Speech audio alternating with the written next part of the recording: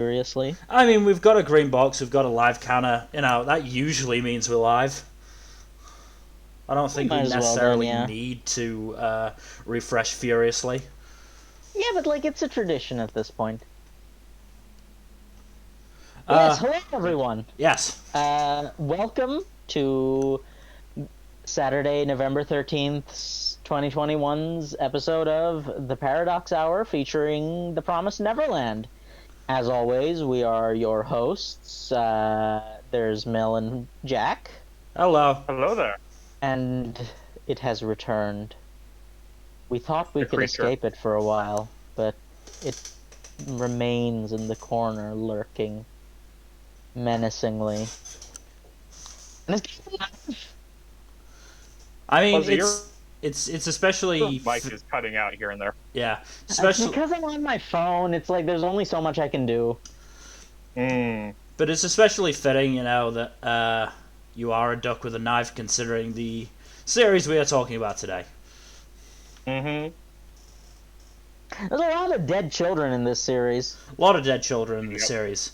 We will be, just a bit of housekeeping, we will be talking about the entire series, so all 181 or so chapters of the manga, and the 12 episodes of the anime. This do be a full spoiler review, spoiler. And all 12. It's funny that the manga's so popular. I'm very surprised that the anime only got one season. Very weird. Yeah, very weird. It's kind of it's very odd. Cloverworks doesn't do sequels, so that might be a big part of it. That's probably part of the reason. It's just it's kind of unfortunate, but the manga's pretty good. You don't need an anime adaptation for every good manga. It's nice, but one solid season. Just completely unrelated. Fuck Cloverworks and Aniplex.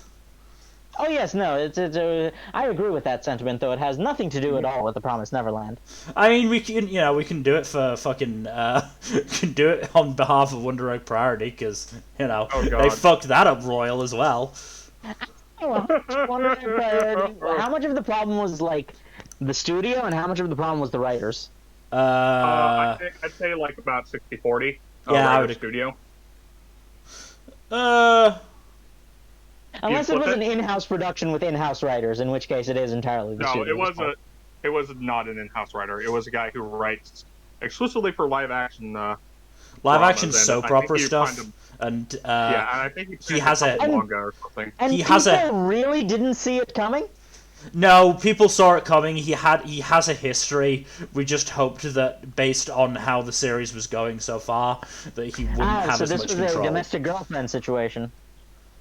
In the sense that the ending actually retroactively ruined the rest of the series. Well, most of the series. But that's for a different podcast. We're talking about The Promise Neverland, which definitely hasn't been ruined by Cloverworks and Aniplex. Totally not. No, definitely not. How could they ruin it? They were only on it for 12 episodes. Mm-hmm. Precisely. So yeah, the Promise Neverland is about well, it's Chicken Run the anime or manga. Yeah, it's Chicken Run the anime, but it's different from Chicken Run in that Chicken Run was a more sure, the chickens were to a certain extent free range, but this is the bougie stuff.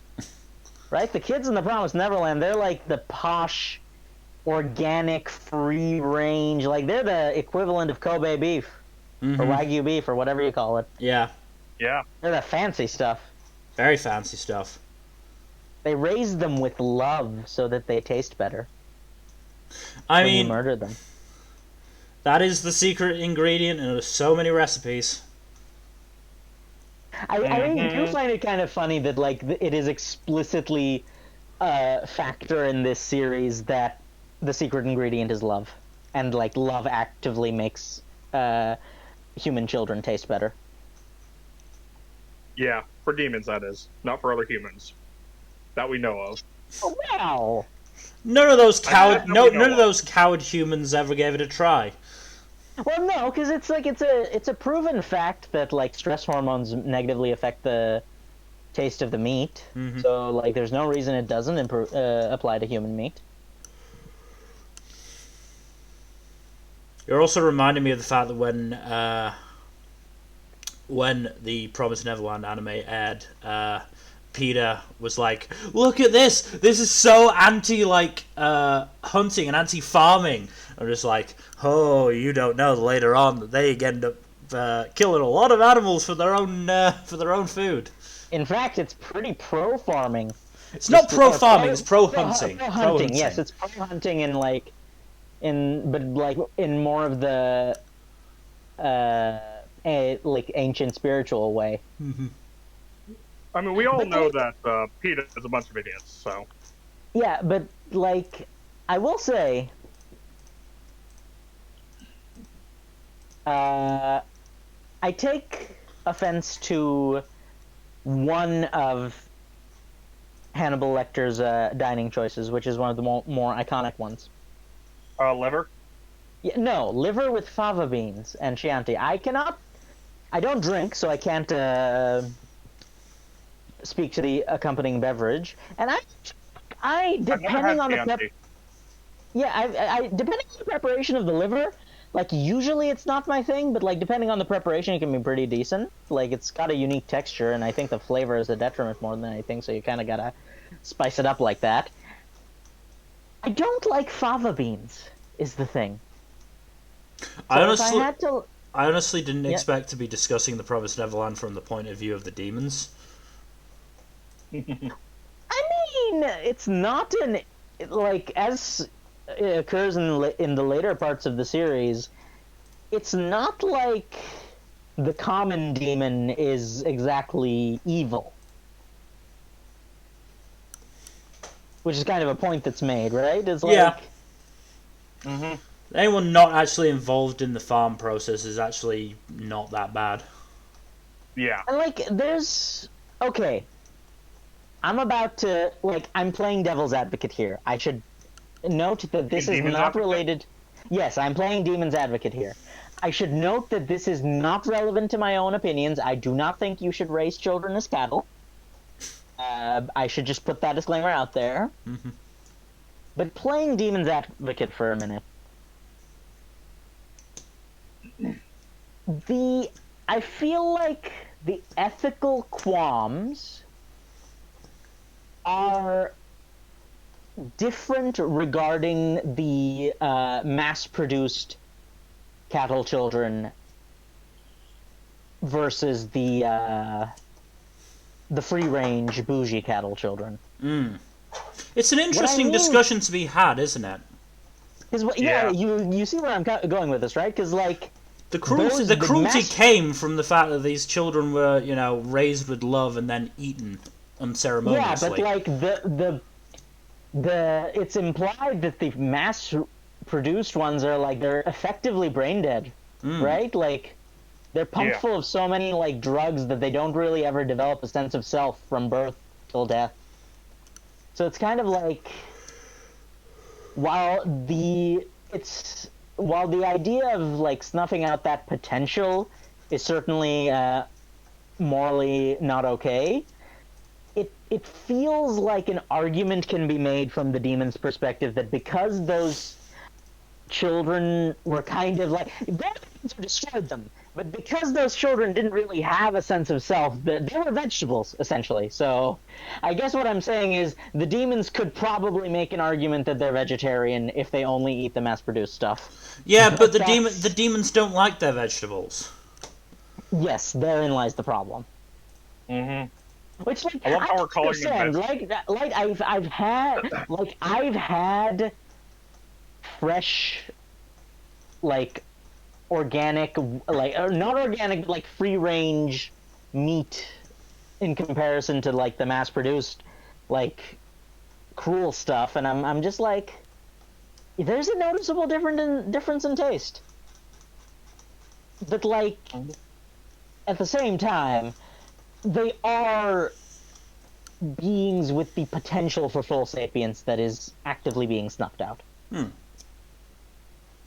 Which I feel like okay, you could, if you are really, really, like, if you enjoy stirring, like, controversy, you could probably make an analogy to, like, abortion, but I don't think that's that's a valid analogy because the The children are thing with explicitly born. The thing with Yes, the Promise so Neverland is that it's one of its central themes is very applicable to a number of different topics.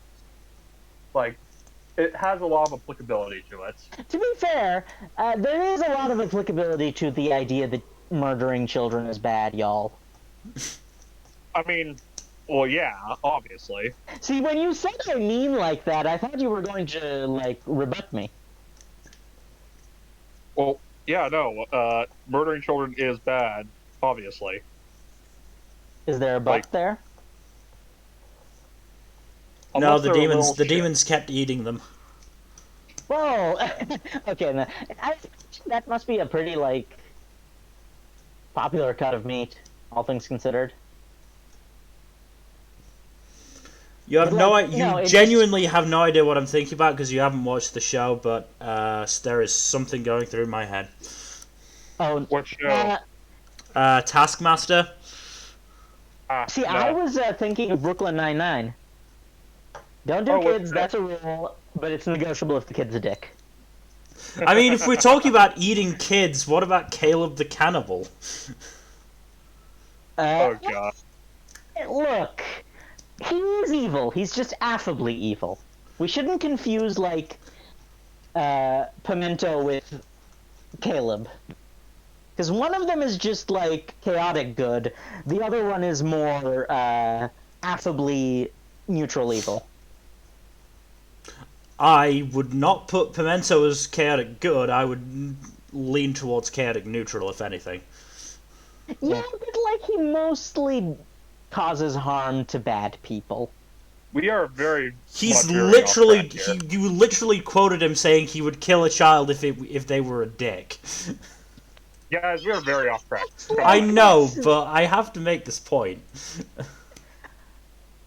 Okay, fine. Chaotic neutral, you win. Anyway, Promise Neverland. Speaking of chaotic neutral characters in the Promise Neverland, there's actually at least one character who becomes chaotic neutral and one character who starts chaotic neutral. Oh. Becomes chaotic neutral is that. Is that Norman? No, it's the brother of the queen. Loivis. I was genuinely going to say Loivis. Loivis? Yes, yeah. Loivis? I think it's Lewis? Lewis. I think Lewis. it's just call him Lewis. That they go No, with I'm that. calling him Loivis because that's how it's pronounced in my head. Loivis. Okay, fine. And the one who starts know- chaotic neutral, I'm willing to say Sonju. Loivis and you think Loivis would get along with Marconi? Probably. You see what I did there, Mel? Yeah, I know. Can't Okay, see me, well, but I'm I'm glad. blinking very hard. Look, if you can do it, I can do it too. But yeah, no, he definitely has an enlightening experience after he realizes that it's kind of like I feel like he's to a certain extent he's got some of that Blood Knight tendency in him. I mean, absolutely. And, I mean, I would say that he doesn't become chaotic neutral. He's there from the beginning. Like, Well, no, I would say he's more lawful evil because, like, while he does have, like, an honor code, he does murder children for sport. yeah, Yeah. but like He I only feel like changes because he only changes because the children win. How about we just go arc by arc before jumping around? Jack, since when has that ever worked for us? But okay, we'll go with that. Worked when We we did one. opened the first episode with a 7-year-old girl being horribly murdered. Mhm. Well, we don't open the episode with it, but yeah. I think we end the it's like, episode with it, don't opened the we? series. We opened the Yeah, we end the series. episode with it. We opened the series. The very first episode of the series, whether it's the manga or the anime, does in fact feature a 7-year-old being brutally murdered for meat. Yes. Also, it's like kind of really like tragic, and this is definitely, you could turn this into a critique of eugenics. She's a sweet, adorable girl who everyone loves and who loves everyone, and yet the reason she's murdered is because she's not as smart as everyone else. I was gonna say dumb as bricks. Okay, she's not dumb. Like, let's be real. Considering the She standards... died at 7. Yeah, when the starting death age is 6. That doesn't speak to her intelligence. No offense to her. But you're missing... No. But remember that, like, the average for that class is... Fine, dumb as bricks relative to her class. Yes, exactly. Like, I have no doubt that if she'd been able to grow up, she could academically smash all three of us into the ground put together, even if we were cheating. Oh, I would not doubt it. I'd like to take her on in history. Okay, that's cheating because, like, she's not... Okay, can we also talk about the fact that you think it's, like, some sort of secret urban fantasy, but it is in fact an isekai. Kind of. Ish. Does it count as isekai if they are born in the world? Well, no. I mean, like, is it... Wouldn't it be a reverse isekai given the ending? Yes, actually, I was gonna say that. It's kind of a reverse isekai, but also it retroactively turns the history of humanity into a reverse isekai, doesn't it? Like, correct me if I'm wrong, but, like, originally there were the humans and demons in the world, and then did the humans, like, get sent to a different world, or, like, when the world split? I'm not sure. I don't remember. I forget the exact mechanics of the ancient, the first contract with... I don't remember either. Whose name I really wish they had included a pronunciation guide.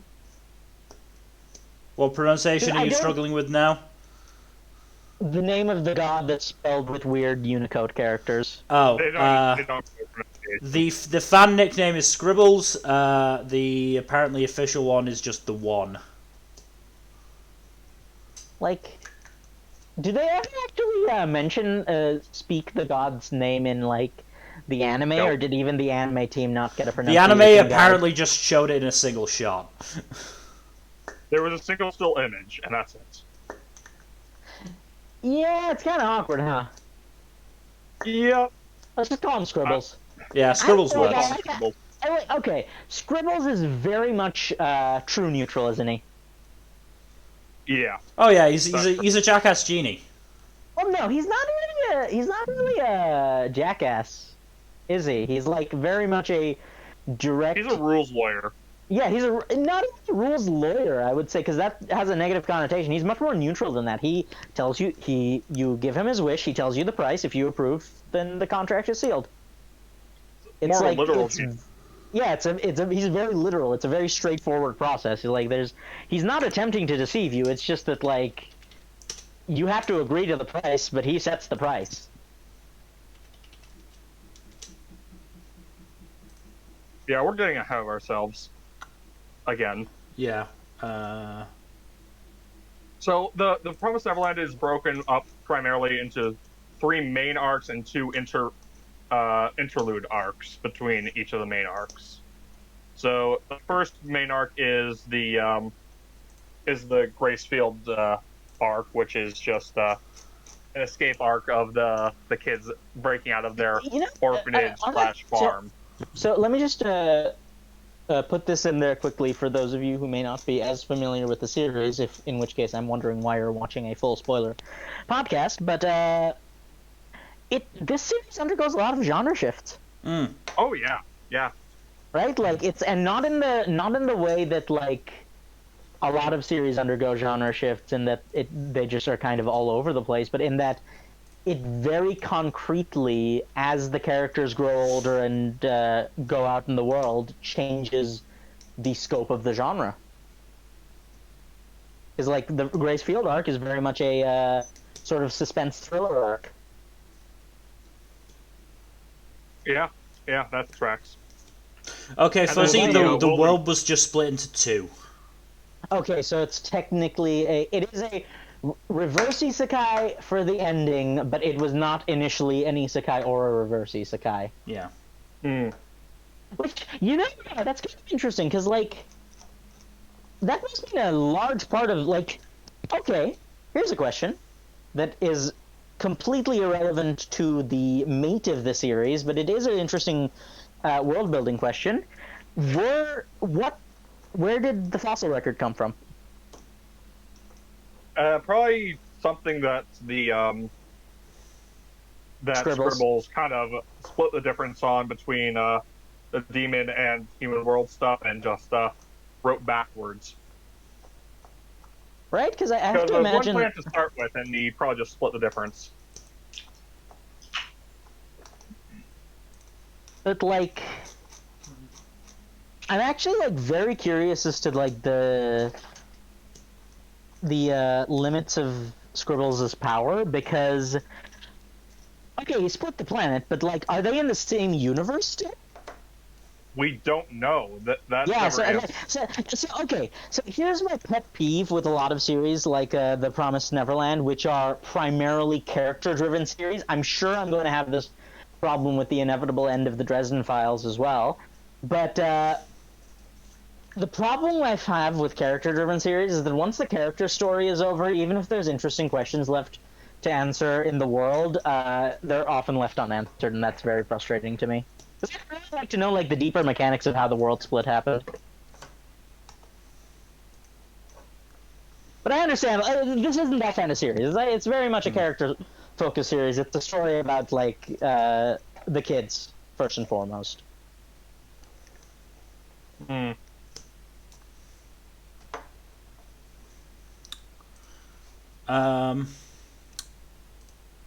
So we were still on the first arc, right? Yes. Yeah. So on the note of this, the first arc, how many of the doujins feature Isabella and one of the boys? Let's not go there, Fuzzy, please. Yeah. I have to imagine it's like a pretty significant Fuzzy, portion, though. please stop. Okay, yes, Please no, stop. but like, yeah. So Fuzzy, come on, just back on track, please. So this is an arc primarily about hide and seek, where the losers are murdered horribly. Yeah, basically. Not necessarily murdered. I mean, Emma only had a leg broken. Well, yeah, but like later she could have gotten murdered. I mean, Norman didn't even get caught, and he still got potentially murdered. Wait, didn't didn't Emma lose an ear? Yeah, but she cut that off herself. Well, yeah, but like it's still like a direct result of the game. Fairly sure Ray lost his ear as well, didn't he? Did they both cut their ears off? I feel like they did. Yeah. Huh. Can we all, okay, so this is kind of fast forwarding, but like, do you think that the author was intending the direction he went with Norman from the beginning? Because I feel like Norman definitely does not have the head of a child.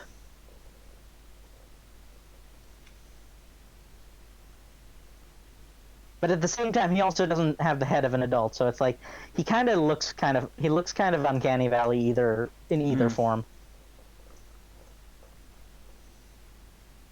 We're talking Ray or Norman? Because Norman. oh yeah, Norman. It depends on really what kind of artwork you're looking at.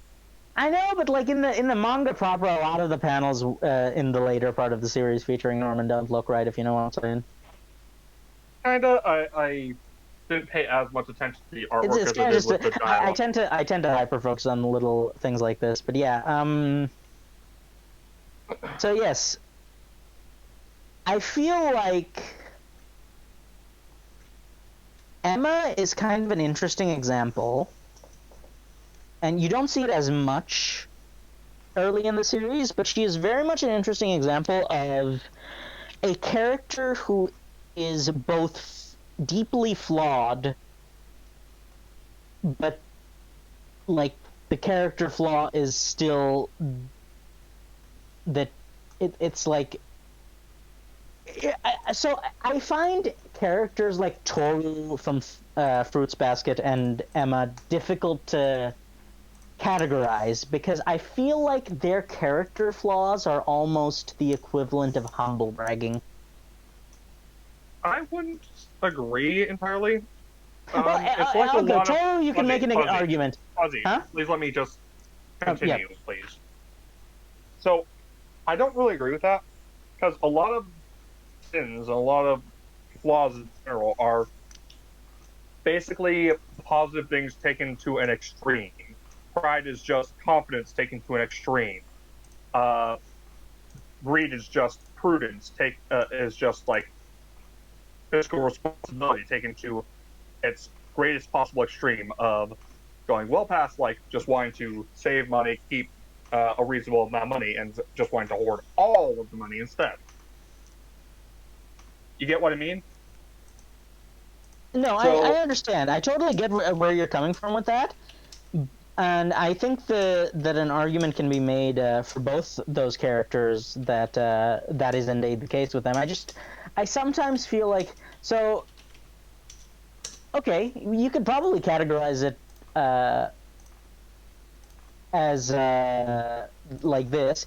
Emma, as a person, is so selfless that she kind of loops back around to selfishness, in that she is so busy considering the feelings of others that she doesn't consider the feelings of others with respect to her.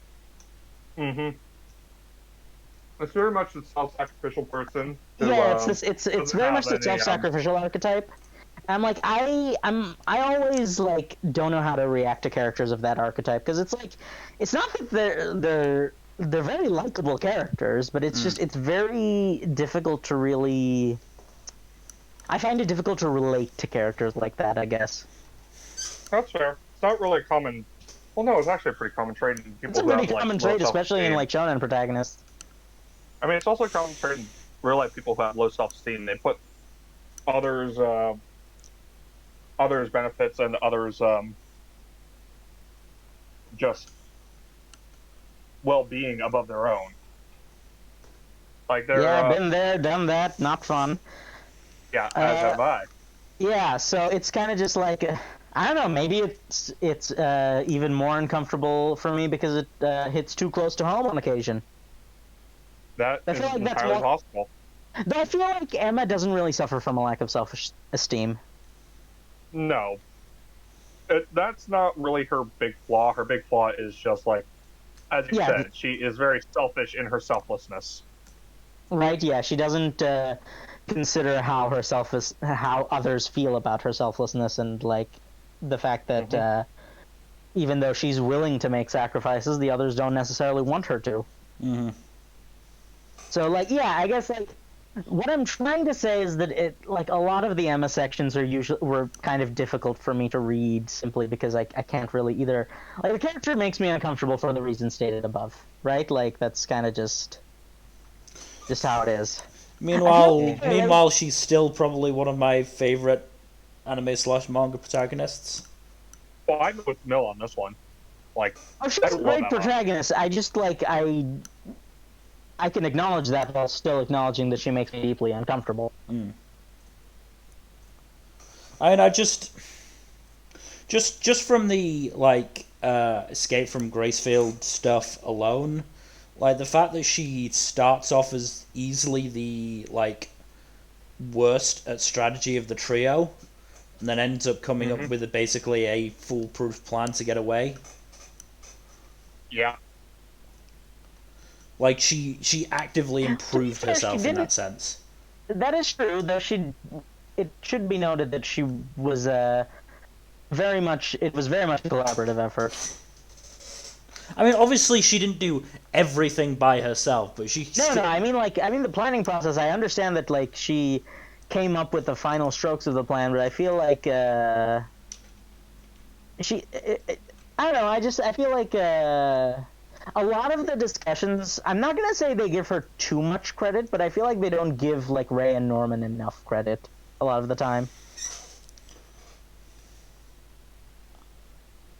I mean, obviously, credit still has to be given to Ray and Norman. The plan to get away was based on Ray's original plan, which, involved him burning himself to death. Yeah, I very much relate to Ray in that regard. Mm-hmm. And then obviously Norman just to basically motivate Emma to keep working.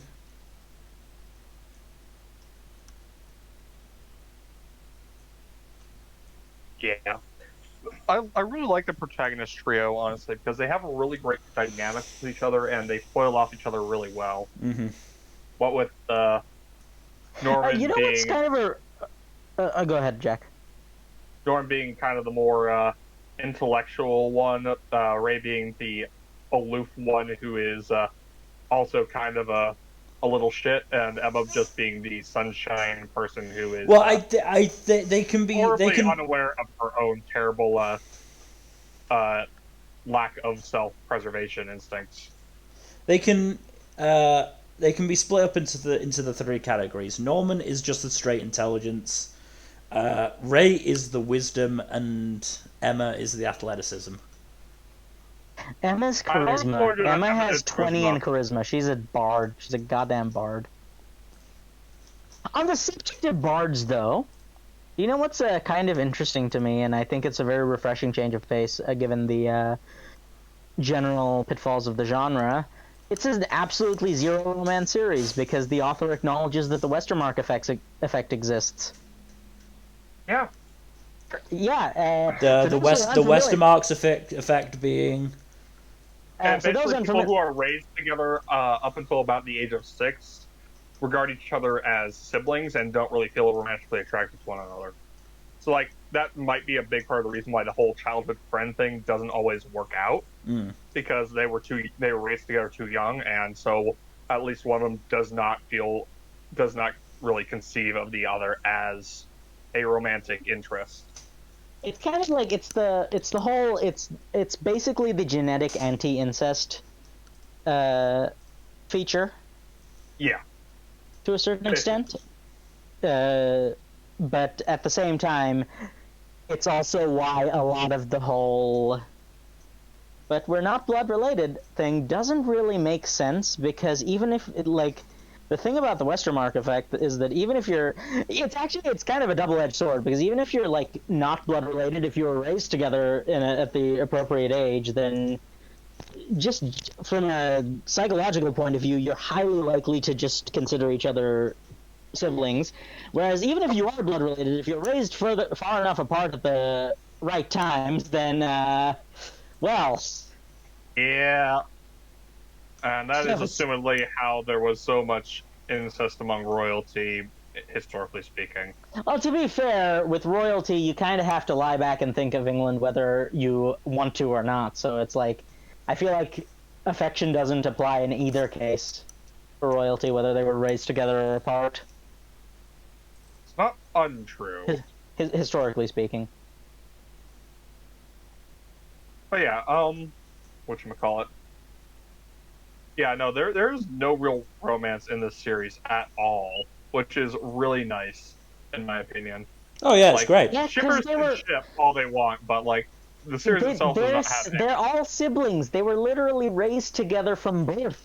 I mean, there could have been some, romance between the Gracefield kids and the Goldie Pond kids, but yeah, that never really pops up though. To be fair, they were kind of too busy trying to not die. Very much so. To really be able to think about that. And so the thing is, it's the suspension bridge effect is a myth. So, that's not... I'm glad that wasn't brought up as a factor either by the author.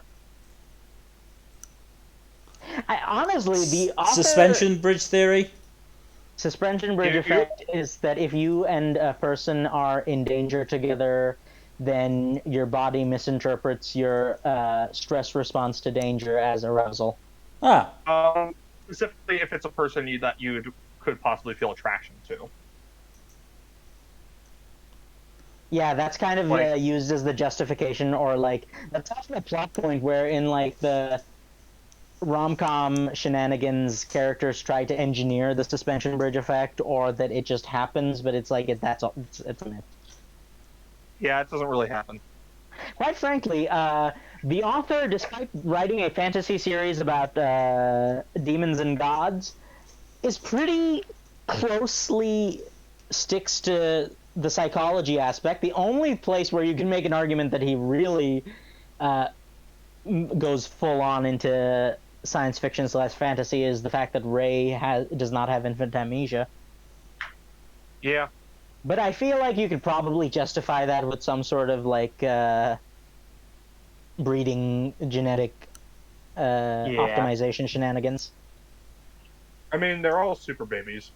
Yes, no, they're Because of literally how they're smart they are. super babies exclusively raised by other super babies and using other super Bred from babies as super genetic babies, yeah. material. So it's Yep. like, and it's been going on for like over 1,000 years, which is why I say that like, what's her face from the beginning, like the little girl from the beginning, could probably whoop our asses, whether it's physically or intellectually, even though she's Good old relative. eugenic shit.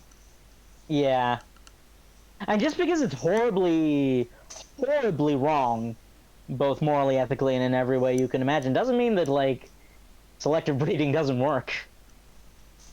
Yeah, it's just more documented in animals than it is in humans.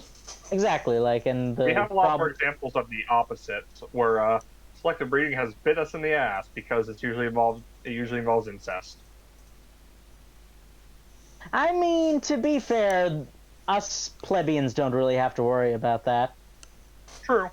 Yeah, no, It's this mostly whole the selective breeding thing is like that we've seen is royal inbreeding and shit. and to be fair, that's not so much like selective breeding, selecting for like traits, but rather just keep the royal bloodline the royal bloodline. So like, it's not really selective breeding in the sense that you use it for like plants and animals, because like you're not actually selecting the strongest individuals and having them breed to create even stronger individuals. You're just selecting people who won the lottery, so to speak, and were born in the right family. I feel like we're off topic again. We are very off Look, topic. it's like it's you can't really talk about a series without going on related tangents. At least we can't. Like, have we ever had a podcast in which we did not go horribly off topic at least once or twice? Usually the ones where we go off topic are kind of you. Like, I don't You're want to right, be but that you guy. shouldn't say it. Exactly. But anyways, back to the topic at hand. So the first arc, the Gracefield arc, is really just focused on the escape, and it has a lot of psychological thriller elements. That is the main genre of the arc, where they're basically trying their damnedest to find a way to escape before their time runs out and they are shipped off to be munched on by demons.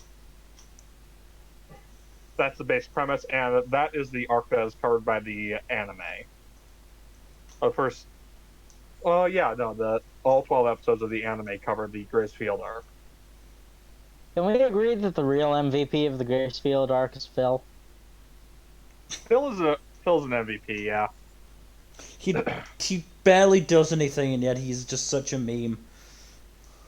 Yeah. That's because I've he's seen adorable. memes. Like, look at him. He's just like you can't not like him.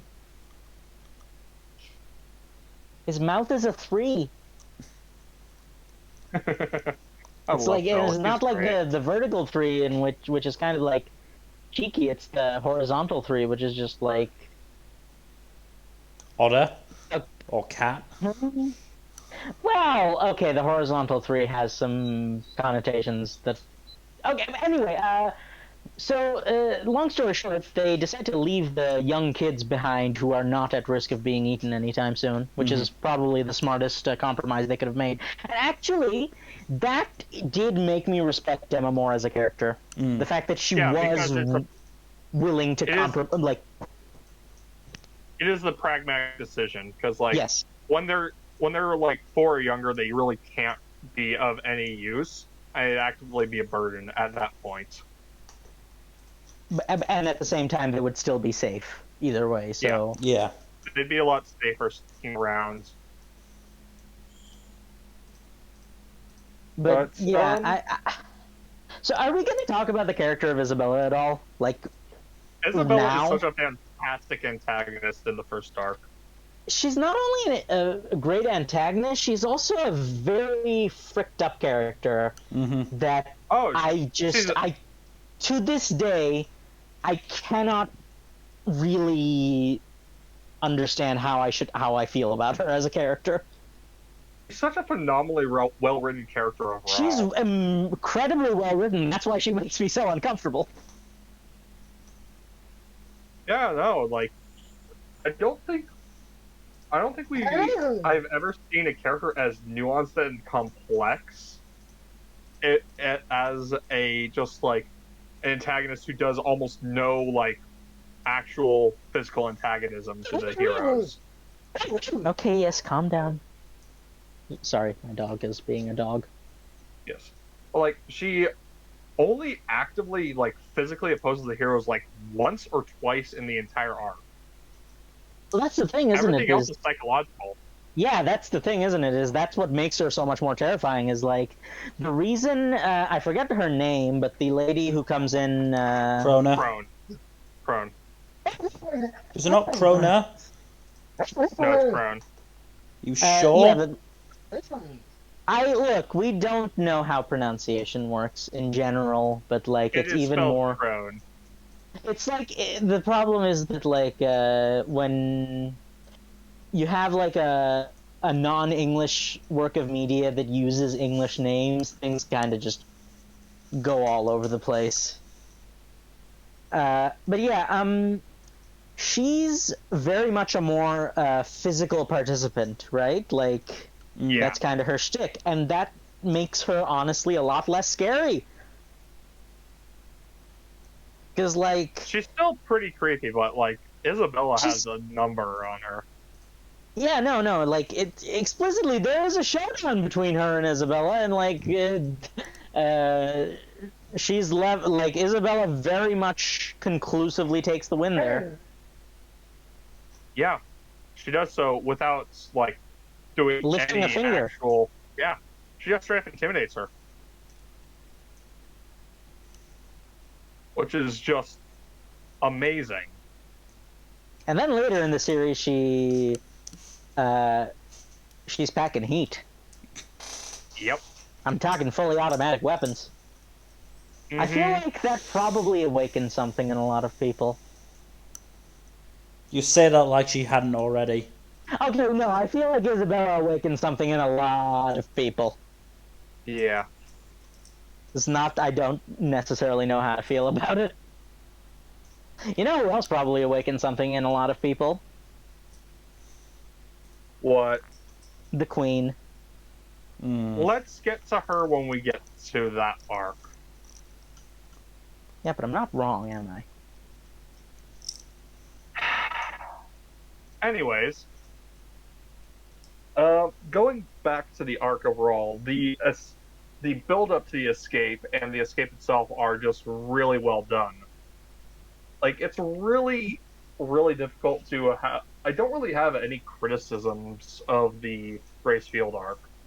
It's just a really tight, well-paced... Honestly, this is one of the interesting things that I still struggle with as an author.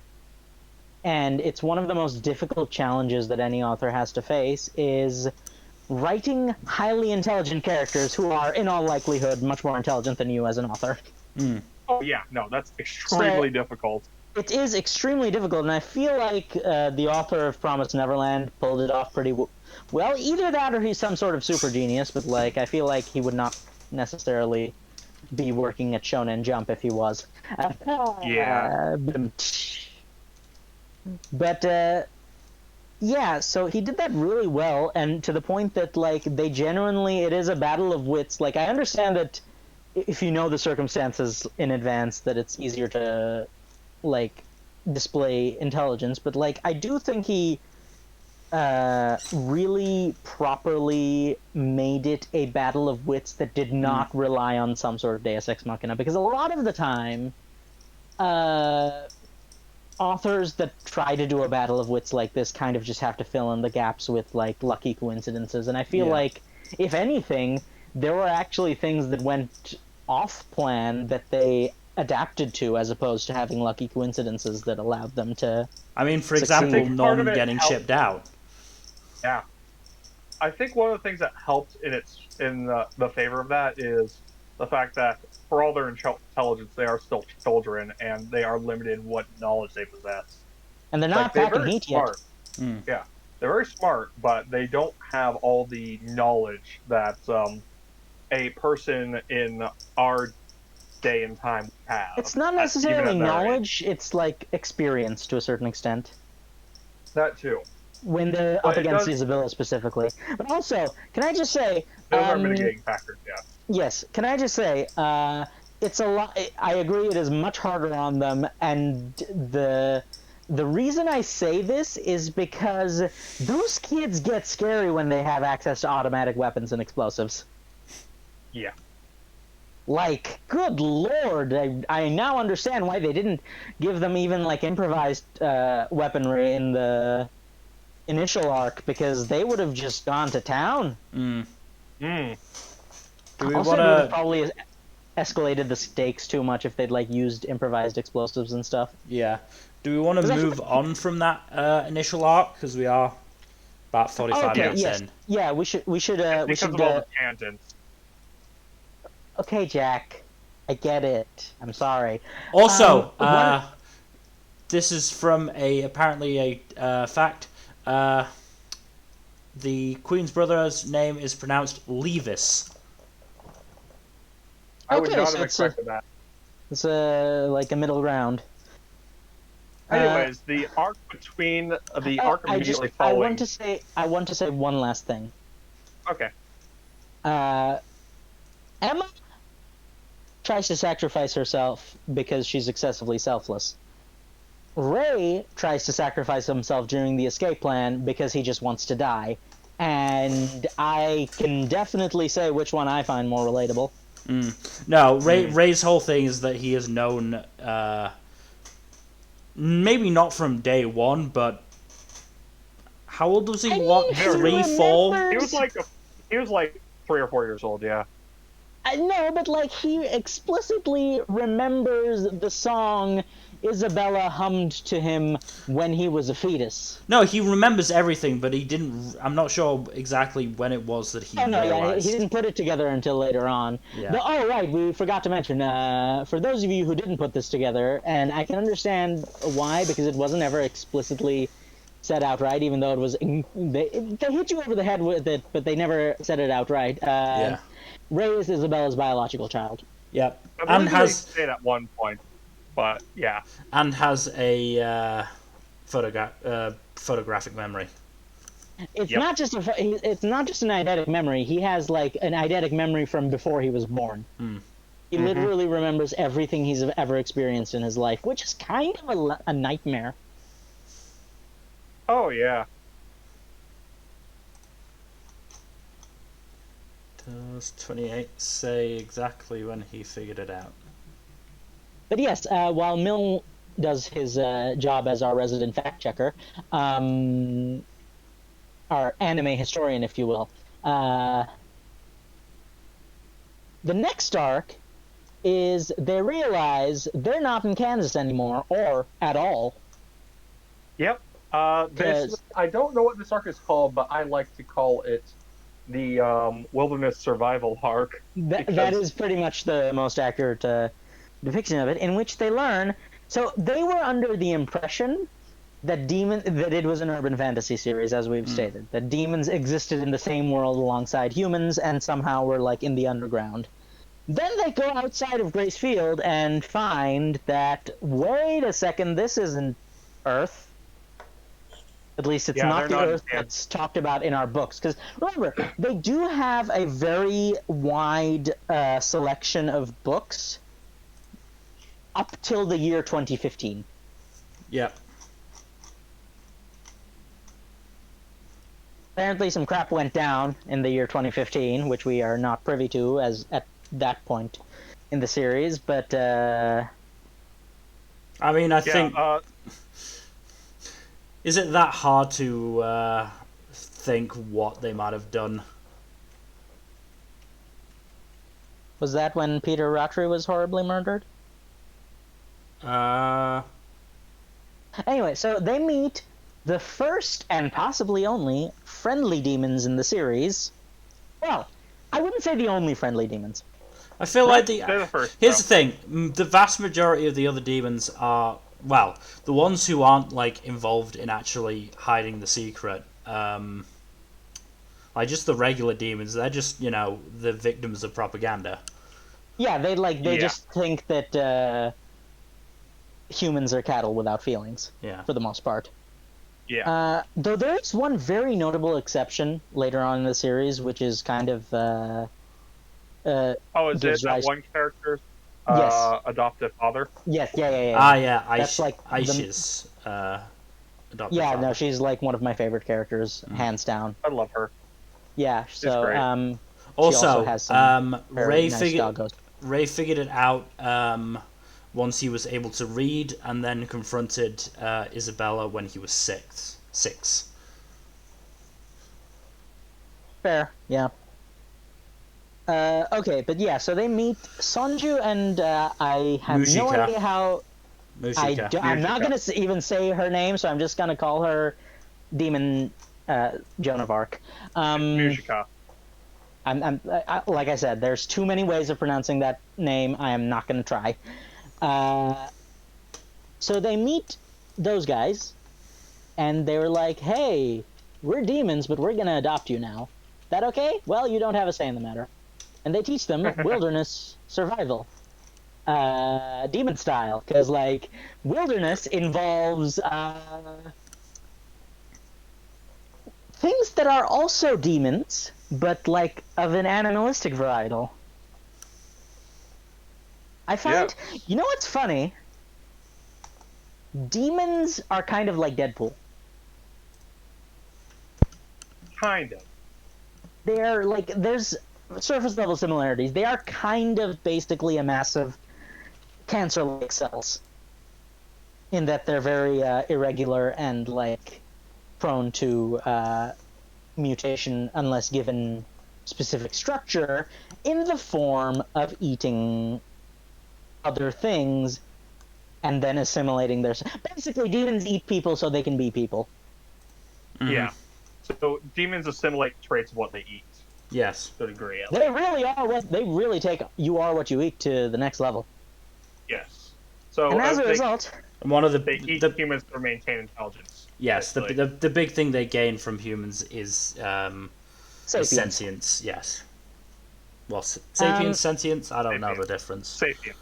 Sentience is a bit lower on the intelligence scale than sapience. Sentience, like dogs are sentient. People are sapient. Sapience. Sentience is basically self-awareness. Sapience is like intelligence. The only multicellular life that's not really sapient or sentient is like the jellyfish and plants. Most like complex multicellular organisms have some degree of sentience. But anyway, so actually this brings up a question. Do you think they ever ate demon at some point, like the non-intelligent kind? I don't know. Probably possible. Right? Like, I have to imagine, because, like, Aisha has those demon dogs. So I'm assuming there must be, like, the equivalent of demon livestock. Though, well, I don't think they'd ever be herbivores, just by virtue of what they have to do to eat. But, like, people eat predators as well. Like, people eat tiger. So I have to imagine they might have tried it. Kind of, complete the circle. Mm-hmm. Well... But yeah, so Sonju is a very interesting character. Y'all want to talk about him? Yeah. Oh yeah. So part of what makes Sonju interesting is that, like, unlike his partner, I guess we'll just call her his partner because like their relationship is kind of ambiguous. Very much so. Yes. You know what? I feel like you could probably write a fluffy slice of life romantic comedy featuring the two of them, in which Sonju is just a coward and the other one is oblivious. That would not surprise me in the slightest, honestly. He does, like, he definitely fits that archetype. Yeah. But regardless, Sanju is interesting in that, unlike his partner, who is like 100% opposed to harvesting and eating humans, Sanju is opposed to eating the livestock humans, including Emma and co. So he would be perfectly fine with eating free range children. He just doesn't want to nom on Well, not even free human range children. He wants to like. He's very much wild children. That's it. Yes, he's very much the predator, right? Like Yeah. the has an obsession with like he's got the Blood Knight tendency, right? Like he only wants to eat worthy opponents. Mm-hmm. Well, he's obsessed with the hunt. Yes. He wants to hunt, not like just eat domesticated produce, basically. He'd much rather go out and shoot a deer, in this metaphor, than buy beef from the supermarket. Yeah. Oh my God, he's just a dude from Texas. Basically. Yeah, no, Sanju is very interesting in that, like, he helps the kids and teaches Emma a bunch of hunting tips, but he's doing this not out of any selfless reason, but because, like, he's hoping that eventually their descendants will be people he can hunt and eat. Mm. Which is, you know what's funny about that is even if they had done nothing but survive later on, I don't think there would have been any descendants because they don't want to bang each other. So if they'd never met any other humans, I think that that would have been like a one generation situation, and That's Sanju would have been entirely disappointed possible. anyway. That would be hilarious if that actually happened. I feel like hilarious, but still hilarious. Yes, no, it would be like it's peak dark comedy. But yeah, whereas the demon saintess is kind of just like cinnamon roll who just loves everyone, perhaps to a fault. She's great. I love her. She's like she's Demon Emma. Kind of. She isn't like demonstrated to be like remarkably intelligent to the same degree that Emma is. But at the same time, She makes up for it with literal magic powers. Yeah. Oh yeah, she's magic. No. She's basically Demon Jesus Christ. She kind of is. Like, even her blood is special. Literally, she brings salvation upon the demon species by having them drink her blood. Which, this is not that's not. Yes, that is very much literal. So if that's not some sort of religious allegory, I don't know what is. But eventually, Emma and friends must part ways with Demon Jesus and Hunty McStab. And Hunty McStab's horse. Yes. Oh, I forgot that he has like a demon horse. He has a cool-ass demon horse. Named Sleipnir. They eventually Sleipnir. find a shelter that a mysterious pen led them to, where they find one of my favorite characters in the entire series. Mister. Who I'm very sad was not in the anime. I'm sorry that it sucks that they never got to his part in the story, but I mean, it would have been rushed if they tried to reach Mister in the first season, and nobody wants to see Promise Neverland rushed. Right? Yeah. Like it's not like that would. It's not like any studio like Cloverworks would ever do that. I mean, it would break my little heart. Exactly. I'd be so pissed if they just skipped over Mister. He's such a fantastic character. And like they'd have to like do something crazy like skipping Goldie Pond or something.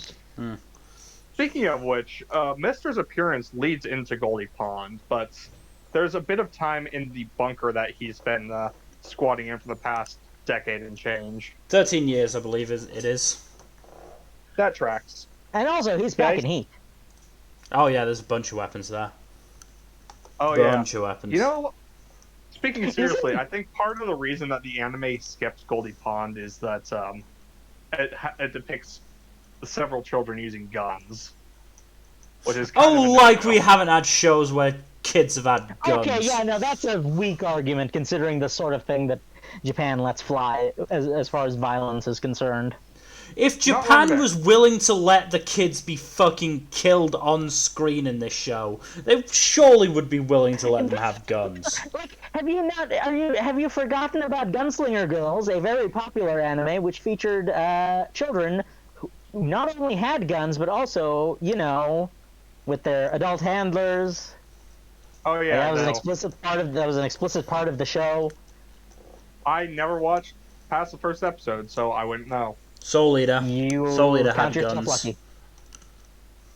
Soul Eater had a kid with a gun. With 2 guns. Just the kid with 2 guns. Mm-hmm. But yeah, no, that is definitely a weak argument. But at the same time, like, Mister's introduction kind of leads to another shift in the story towards a more action adventure focused arc. Mm-hmm. It's definitely much more. That's the point in the story where it becomes much more broad scope. Yeah. Because let's also, be real, Goldie Pond is my favorite arc in the series. Yep. Goldie Pond is basically I don't even know what genre to classify it as. I know that it's a genre that exists. I don't know the name of it though. I mean, it's a subgenre of action. I think it's like a survival action / death game type thing. No, it's an 80s. It's the Predator. Oh my god! Yeah, Goldie Pond is the Predator. More like Predators, or since there's multiple. Yeah, but okay, but here's the question: which one is? Okay, I'm forgetting who's Danny Glover and who's Donald Glover again. Danny Glover. Danny Glover is the older one. Is the older one? Yeah.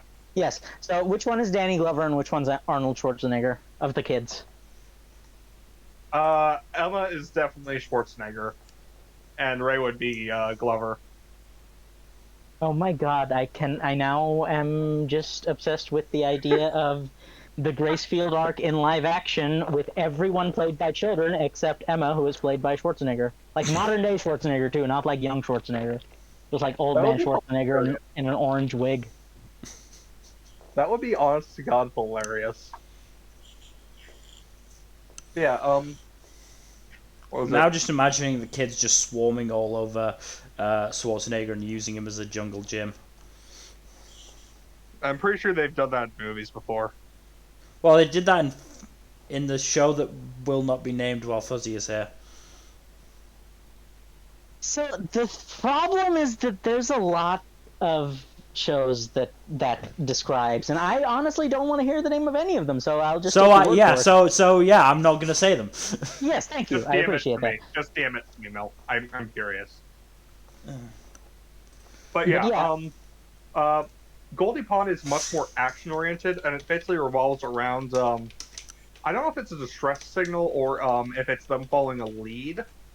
But it's them following the lead because when they get to the shelter, it tells them to go to Goldie Pond, and then he takes them there. It's basically just Emma, Ray, and Mister who go. Yeah. Everyone else stays behind at the shelter. And Mister takes them there, planning to basically get rid of one of them and then kill the other one. I think. Yeah. No, funnily enough, this actually this is a part in the series that does sort of highlight that Emma is not entirely naive. We know for a fact that Ray is just a paranoid edgelord because he is, and I love him for it. But Emma also kind of does keep her guard up. Oh no, absolutely. So that's kind of I see. I'm not going to ask what it is, but yes. So you probably wouldn't even know exactly what we're talking about. Yes, which is again, I'm happy for that. But yeah, so Emma also kind of keeps her guard up, which is I think a very good direction to take her. It's good character development, yeah. And then later on, we realize that this is where the demons who are like Sanju but like not cool go. Yeah. Mm-hmm. Yeah, including his who we later find out is his brother, Levis. Is it his brother or his uncle? I forget where exactly Sanju is on the road. Is he the Queen's brother? Oh, he's the Queen's other brother. They're both the Queen's brothers. Oh, okay. Sanju's the youngest. and then he decided to devote his life to the Lord and Savior Jesus Christ. Mm-hmm. But also Yeah, because he did want to bang the Lord and Savior Jesus Christ at the same time, which, you know. Anyways, yeah. So I don't remember exactly how many, but it's I think like a half dozen or so demon nobles are basically using it to It is using the 6. former place to. Oh, okay. We also They get basically use it to hunt the most game, basically. yeah. And what's interesting is that there's apparently some Is very it 6? distinctive No, it might demon be 5. clans. It might be 5. There's some very distinctive demon clans that each have their own specialty, including the weird incest ones. Oh yeah, the brother-sister duo. Yeah, yes, the weird incest ones. Like, that's apparently their entire species, because we see members of that clan later on, and they're all weird brother-sister incest duos. Yeah. So, you know, that's kind of gross. Yeah, I think it's 5. Yeah. I think it's 5. Okay, what did they eat to make them like that? I don't know. Adam and Eve. Lannisters.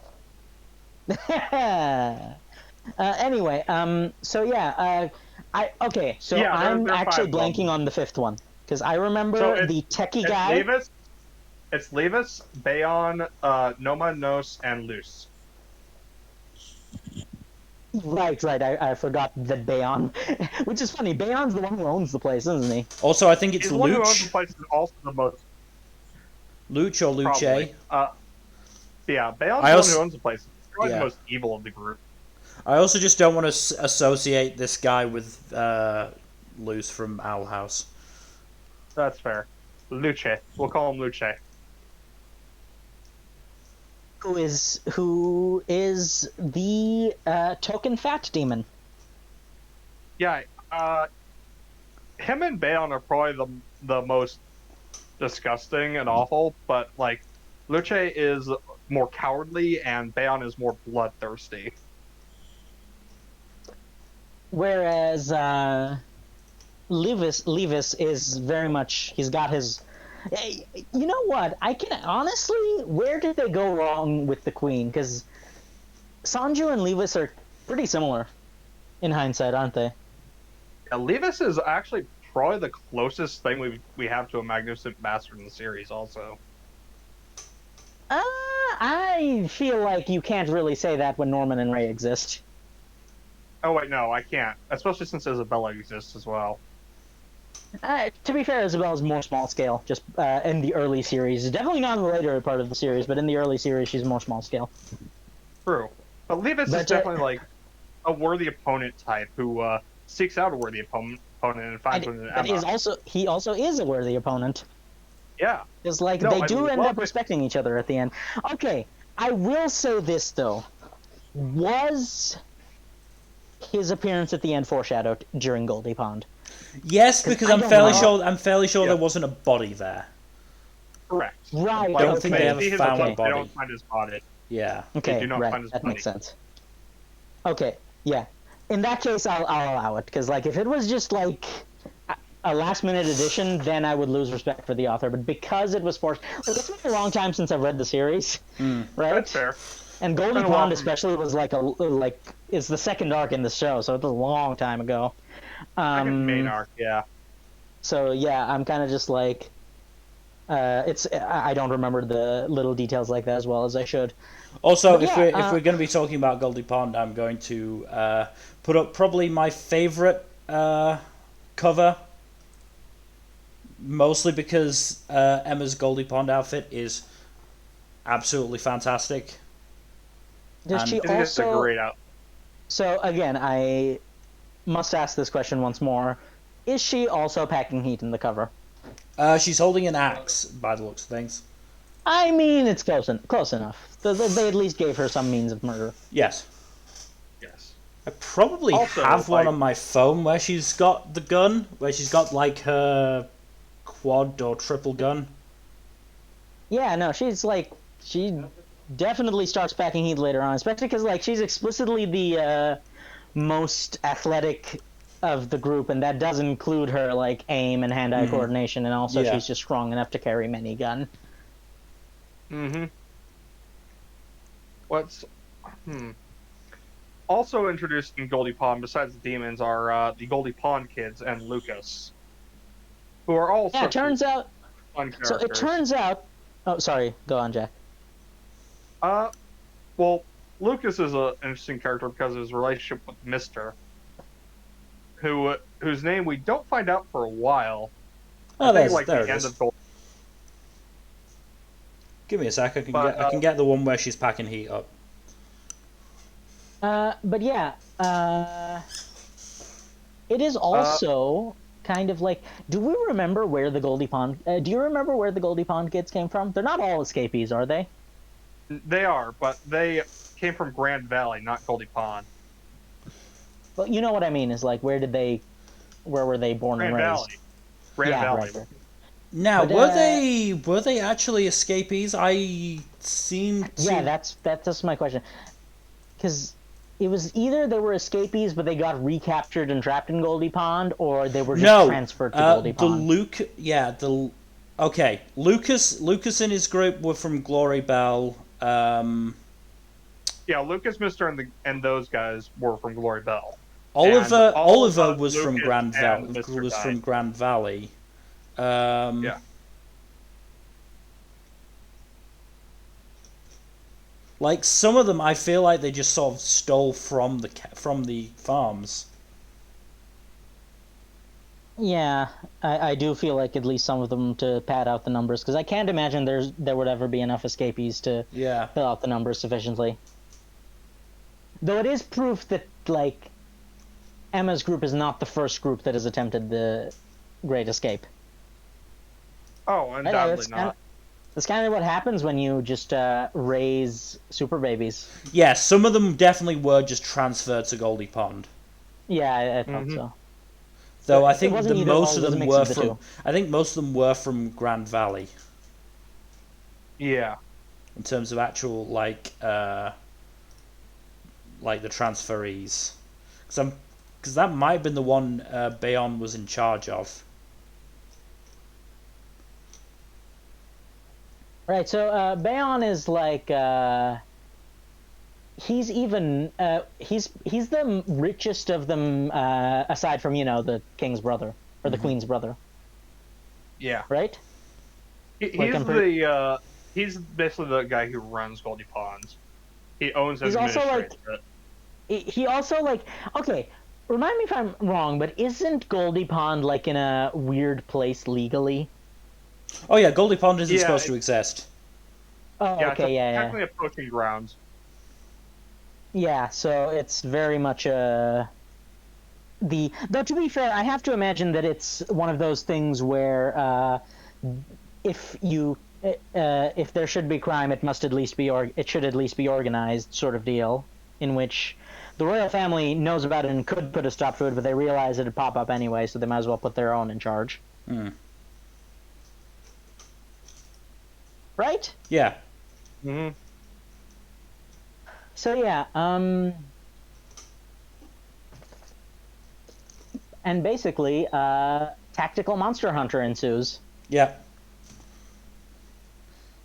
It's really interesting because, like, in Grace Field, we see it be a lot more focused on mind games and on just figuring out a way to escape. Whereas this one, it's very much a murder. Yeah, it's much more death gamey. Though to be fair, it's not like the mind games go away. In fact, I would say the mind games taken on an additional layer here. It's much more tactical than it is mind games, I'd say. There you go, Fuzzy. Well, Emma's packing heat. Woohoo! Wonderful. So yeah, I would say they're two sides of the same coin, definitely, but it's definitely a very different flavor, and it's you can tell that the genre. It's one of the. It's really hard to pull off a mid-series genre shift competently, and I think the author, whose name I never remember. There's obviously it's like it was written by Shirai Kayu, and drawn by Demitsu Posaka. Posaka? Yeah, it's Polska. So it's an author duo. Yeah. An author and an artist. Which I feel like there should be more of. Oh, that definitely Honestly. should. I mean, one of the most famous author duos is unfortunately the duo that did Death Note and other series. And then you've got Clamp. I mean, which is an author if you put a shitty author and a shitty artist together, you're still gonna create shit. I mean, as we've seen with Act Age, if you put together a shitty, I believe, writer and a good artist, you'll still come out with a good series. Though, to be fair, the writer, he's just a shitty person. Yeah. Oh, Act Age. Oh, what a tragedy! If you liked Act Age, I'm glad I never got invested in that series. I mean, if you wanted to read it but don't want to deal with that baggage, just read Oshinoko instead. I really don't like Oshinoko. We can talk about that another time. Mm-hmm. Yes. So,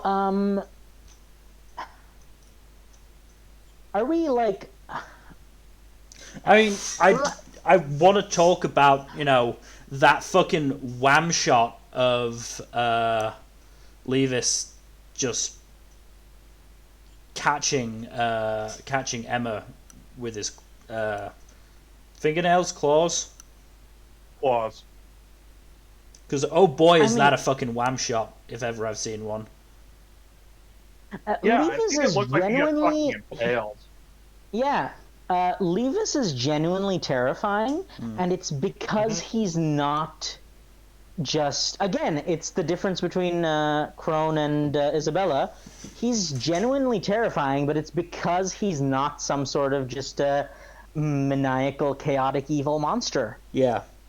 Yeah, right? He's intelligent and very ruthless. And most importantly, I read a lot. You should know that I read a lot of Chinese web novels, and there's one Chinese idiom that I am kind of, it's overused in the novels, but it's something that I feel epitomizes what Levis's philosophy seems to be. A lion will use its full strength even to hunt a rabbit. Yeah. He at no point underestimates the children, which is really a lot of the others being horribly murdered by the children. It does come down to underestimation. Yeah. Right? And just getting out. Well. Yeah, so it's like at no point does he underestimate them. He's like, okay, no, I don't care that they're like cattle children. I'm still going to treat them as prey. And later he goes from treating them as like good prey to like worthy opponents.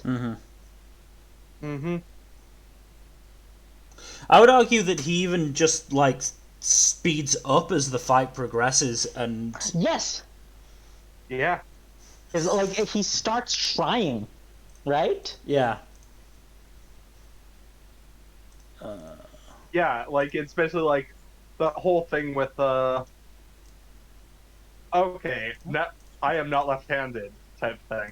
Yes, but like I wouldn't say it's even that far. I don't think it was intentional. I think he just wasn't taking them very seriously at the beginning, and then as he realized, I think he was very much testing Emma out, because obviously he knew the stories about Emma. He was just waiting to see sort of how well she and the rest of them would actually do, and once they actually started, pushing him, he went, "Oh, this is today. I finally get to have my fun." Yeah, it's basically just comes down to the fact that he didn't. He wasn't sure if it was all exaggeration or if there was actually something to the stories. Yeah. Yeah. So yeah. Hi there, Whamshot. You were fun. Oh yeah, that bit. And also terrifying. Oh yeah, absolutely, 100%. I love how the chapter's called The End as well. Yeah. Really bringing that out there. Also, he has that, like, one-eyed cat thing. Yep. Levis is just terrifying. He really is. He makes for such an excellent antagonist, though. Yeah. Like, Levinson and Isabella are just such phenomenal antagonists, and I think it's rare that's to I see, think that's sort of what became the issue. Like Promise Neverland set the bar so ridiculously high with its first two main antagonists that it really struggled to actually match them. Yeah, the Queen is just so disappointing. disappointing. Are disappointments compared to them. I mean, do we want to move on a little bit from Goldie Pond because we do only have about 40 minutes left? And start talking about where. So it turns out we're gonna have to like rush the series after the Grace Field arc. Almost feels like Goldie Pond took up too much time. Wow. Anyways, we've been setting that up from the beginning of the show. We should point out, yes, we obviously know about season 2 of the anime. We just hate its existence and wish it didn't exist. Exactly. Or like there's some that it actually was. Yeah, it's like it didn't rush everything like a bunch of fucking idiots. No, I'll give it this. The first couple episodes where it focused on Sonju and Mujika were actually pretty good. It was just the stuff. Have a good night. It was just the stuff afterwards that they started rushing. Look, I think with Promise Neverland Season 2, you guys might understand a little more about how I feel about something like the Kengan Ashura anime adaptation. Was Kengan Ashura beyond the actual animation? Was it actually that bad of an adaptation? It wasn't a bad adaptation, but like for an anime adaptation, like there's literally PS2 games with better graphics. No bullshit. Fuzzy, you can't say that until you've watched X-Arm. Then you can make a judgment on Kengan Ashura's animation. Okay, just because X-Arm is a limbo pole in hell does not mean Kengan Ashura's it does. It does. The fact that X-Arm actually exists means that the bar is lowered for all other CG animation anime. Okay. That's just how it works now. Imagine Promise Neverland gets this garbage adaptation, and then Undead Unluck We don't have to gets... imagine. Okay, yes. And then imagine Undead Unluck gets like a lovingly crafted Ufotable level production. That'd be enraging. That's how I feel about Dumbbells versus Kengan Ashura. Funny you should mention Dumbbells. I knew that was what you were talking about the moment you referenced Schwarzenegger. Oh, so you did reach that point. No, I just knew that just seemed in character with that series, and that's one of the... I just made the logical connection. Mm-hmm. Anyway, back to Promise Neverland. Basically... What was the arc directly after Goldie Pond? It's a time skip arc. Right, especially the arc where they jump a couple years. Oh, we also we also learn Mister's name, Yugo. Oh, and also that Norman lived. Yep. You have no idea how genuinely terrifying during Goldie Pond when Adam started saying Norman's neck number. I was so worried. It was like, Norman, what did they do to you? I mean, it's not like they didn't do anything to him, because they definitely did a number on Norman. Yeah. I thought Adam was Norman. I'm gonna be honest. Oh, okay, yes. That's hilarious. That would be concerning. Look, he had light hair and a vaguely similar face shape. No, it's absolutely not out of the question that I can absolutely see a universe where Adam was Norman. I had a right to be worried. They did the same thing to Norman that they did to Adam.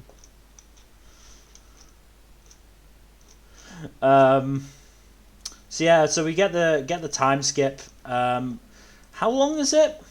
Yeah, I was gonna ask that. 2 years. Can I? So I have a confession to make. I didn't realize there was a time skip. Ah. because I legitimately, the characters don't look that different to me. The kids, they do not look that like they've grown up by that much. I think it's because they all grew up, so their proportions relative to each other stayed the same. Not to mention, they just don't actually grow that much. Like Norman just fucking shoots up.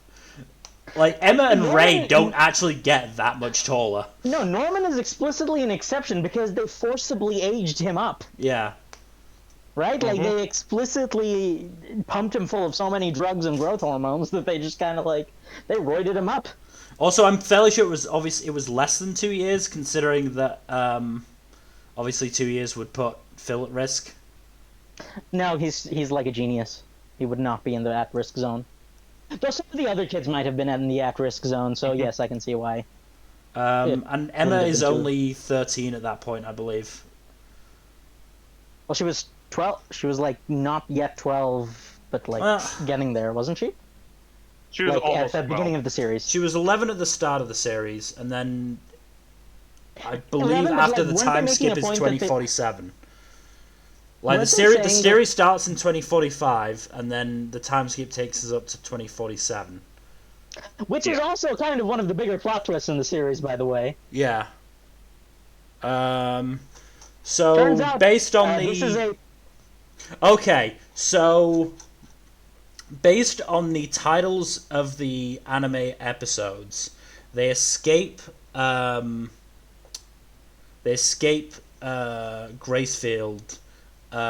in January of 2046.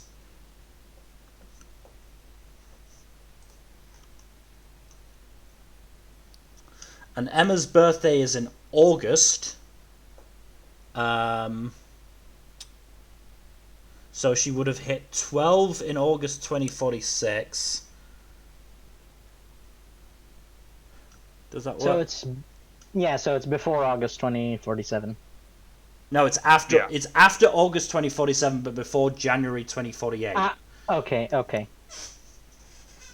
So yeah, Emma is 13 at the end of the series. Mm-hmm.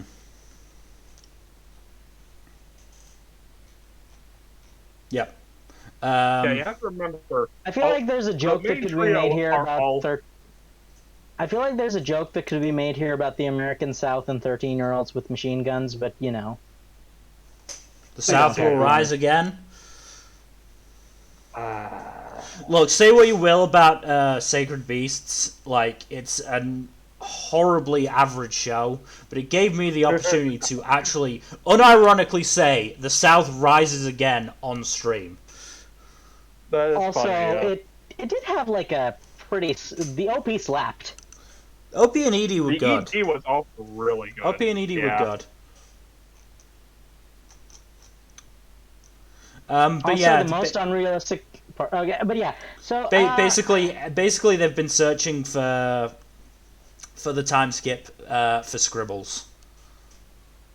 Yes, because I believe Scribbles comes to them in a vision, and says, "Oh, you must make a new promise," and so on and so forth. So what you're saying is that the story of Promise Neverland is of a bunch of sacrificial lambs, as they were, meeting the Lord and Savior Jesus Christ and then going on a journey to find the Lord. Well, when you put it that way... I mean, I didn't really make the connection, but as we've been talking about it, I'm just like... Bible noises intensify. Does that make the Ratri clan the Romans? Oh my god, you're right. Because hey, the Ratris, I believe at this point we have learned that William Minerva was part of the Ratri clan and is now dead. I'm pretty well. Yep. Wasn't he betrayed as well? Yes, by Peter Ratri. Brother. Yeah, so yep. Peter Ratri. Wait, Peter Ratri was the brother? I thought Peter Ratri was William Minerva. No. Which one was who's William Minerva then? Peter Ratri is the traitor. William Minerva is someone else. I believe. I don't remember what his name was. Yeah, give me a second. Archery clan. So what you're saying is James Rattray. His name That's is it. James. Yeah. James Rattray and his brother Judas Rattray. Yeah. I mean, Look, the original Rattray that made the Promise was called Julius Rattray. Okay, no, that's fairly obvious, but like, I just these allegories must have been intentional, right? Possibly. Right? Would not be Shrug. surprising. But we also have, Andrew Rattray showing up and being a dick. Fucking. Isn't Andrew Rattray flashbacks? No, Andrew Rattray is the one who kills Hugo and Lucas. Oh, Like, no, he's not in Rattray. Rattray. He's just a dude, isn't he? Yeah, No, he's a member of the Rattray clan, apparently. Oh. I don't think he has this last name, though. I mean, not actually said, but he's apparently part of the Rattray clan.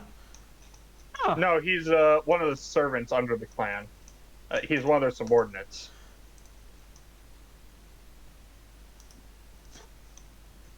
But yeah, the wiki is saying he's called Andrew Rattray. Like, I don't trust the wikis on this. Well, whatever his name is, he's a dick. Yeah, he's a dick. Like, he's the guy who kills Hugo and Lucas, basically. Yeah. Well, they kill themselves trying to take him and his crew out. They take out his crew, they just don't take out him, though. They do injure him severely. I mean, yeah, he gets fucked up. Yeah, he gets real fucked up. He doesn't die very easily, though. Like, holy shit. He is hard to put down. Yeah, but then he gets eaten. I suppose there's a non-zero chance that the Rattray clan was also, like, engaging in super baby practices, like, since they were in touch with the demons. You know what? It's kind of like a bit pricked up to think about, but you think the Rattray clan ever imported some super babies for breeding purposes? I would not be completely surprised.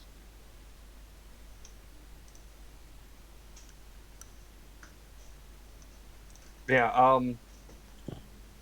anyways, like, this time skip arc leading into the final arc. Basically, the bunker gets raided by Rattray soldiers led by Andrew at the end of the time skip, after they've done a bit of exploring, trying to find scribbles and remake the Promise. Like, and Hugo and Lucas die in the process. Sad. Yeah. It was one of the... See, okay, so this is one of the most difficult things to, like, come to terms with, both as a reader and a writer. I don't like sad stories. I understand the need for stories to have stakes and loss. I don't find it... I don't like it when it happens.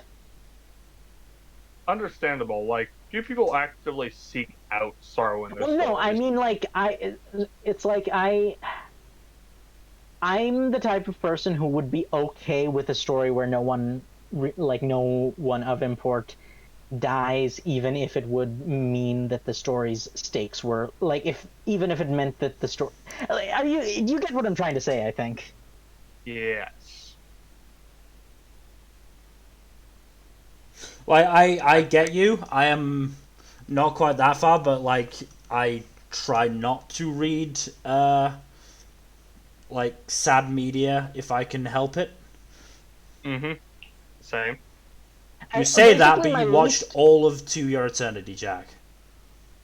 Yes, but at the same time, I will probably never watch Marley and Me because that will inevitably destroy me. And that's because, like, dogs are cheating. Right? Kind of, like, yeah. Even before I do remember reading Old Yeller as a child and weeping like a baby. Oh, no. I had a goat as a child that I got attached to, but it turns out we had bought the goat for consumption purposes, and we were just waiting. And well, Now I'm thinking of something related but funny. look, that goat tasted delicious, but I cried like a baby. Which, to be fair, I was like 5. But I never got attached to a food animal ever again. That's fair. Back to Promise Neverland. So having escaped, or having had to leave the bunker because it's been found out, they end up running into... Yeah, they end up running into Jin and Hayato, I believe? Yes. Scouts for Norman's new group. Because, surprise, Norman's alive. That was a really nice moment, to be fair. It was, especially his reunion with the Gracefield kids. Yeah. Though that was really, it was very obvious at that point that there was a divide there between them, and understandably so. But it was kind of obvious that there was their relationship was not as good as it had been before. For a multitude of reasons. No, I mean, the more they talked, the more it became clear that, hey, there was going to be a fucking problem. Yeah, no, they had some major ideological differences. Which basically came down to the fact that Norman never met... Sonju and Mujika. I was going to say the Light of the Lord, but yes. I mean, you got to say it anyway, so it's fine. But yeah, I think... was it at this point that Aisha was introduced, or a little bit after? She was part of Norman's group, right? So the events that, if from what I can remember, Norman told Ray and Emma the plan. Emma started to feel very bad about the plan, and I mean, the plan was basically genocide. Yeah. Yeah, no, the plan was like a dick move from on Norman's part. Like the first plan, where he was like, "Well, okay, we'll just escape with the 3 of us."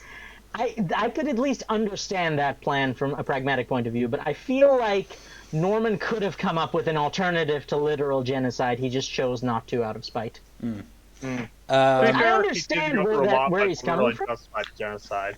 Yeah, no, I understand where he's coming from, but like, the fact remains that, as we've stated multiple times, the proletariat of demonkind really had no idea of the moral or ethical problems with what they were doing. Yeah. Yep, good old propaganda will do that. And you know, Emma and her, certainly the ones who went out on a regular basis, had become fully aware of this because of the fact they had been basically walking in and around demonkind for the best part of a year and a half.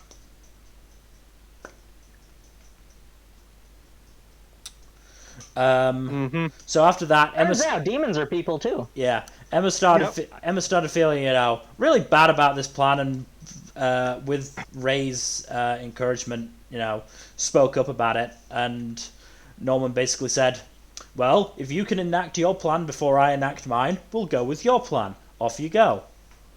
Which is just even more of a dick move. Well, yeah, because he was never intending to actually hold to that bargain. Yeah, and I think, like, I understand, you know, trauma can change people, but, like, I'm not a fan of the trope of trauma turning you into a dick.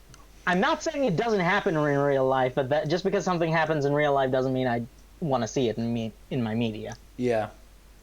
I mean, it is... Like, so the thing with trauma is that it has a lot of different effects on people, but the two most common effects are... like, in terms of people's relationships with other people, are they either become a lot more withdrawn and sullen, or they become a lot more empathetic. Or both. They're not mutually exclusive. True. But, like, Norman definitely went the dickish route here. He just woke up and chose violence. Hey, sometimes it's fun to choose violence, just not in this case, to this degree. Well, no, he didn't wake up and choose violence. He woke up and chose genocide. Yeah. Oh that's the yeah, thing. Norman becomes the second William Minerva. That's right. Yep. Though no, because like I feel like it's kind of something of an insult to James Rotry's memory, because like Oh, I'm it sure, wasn't absolutely is. Yeah, James Rotry was also like, yeah, no, I believe coexistence is possible. You just kind of like need to change the circumstances to be a negotiating table of equals. Mm-hmm.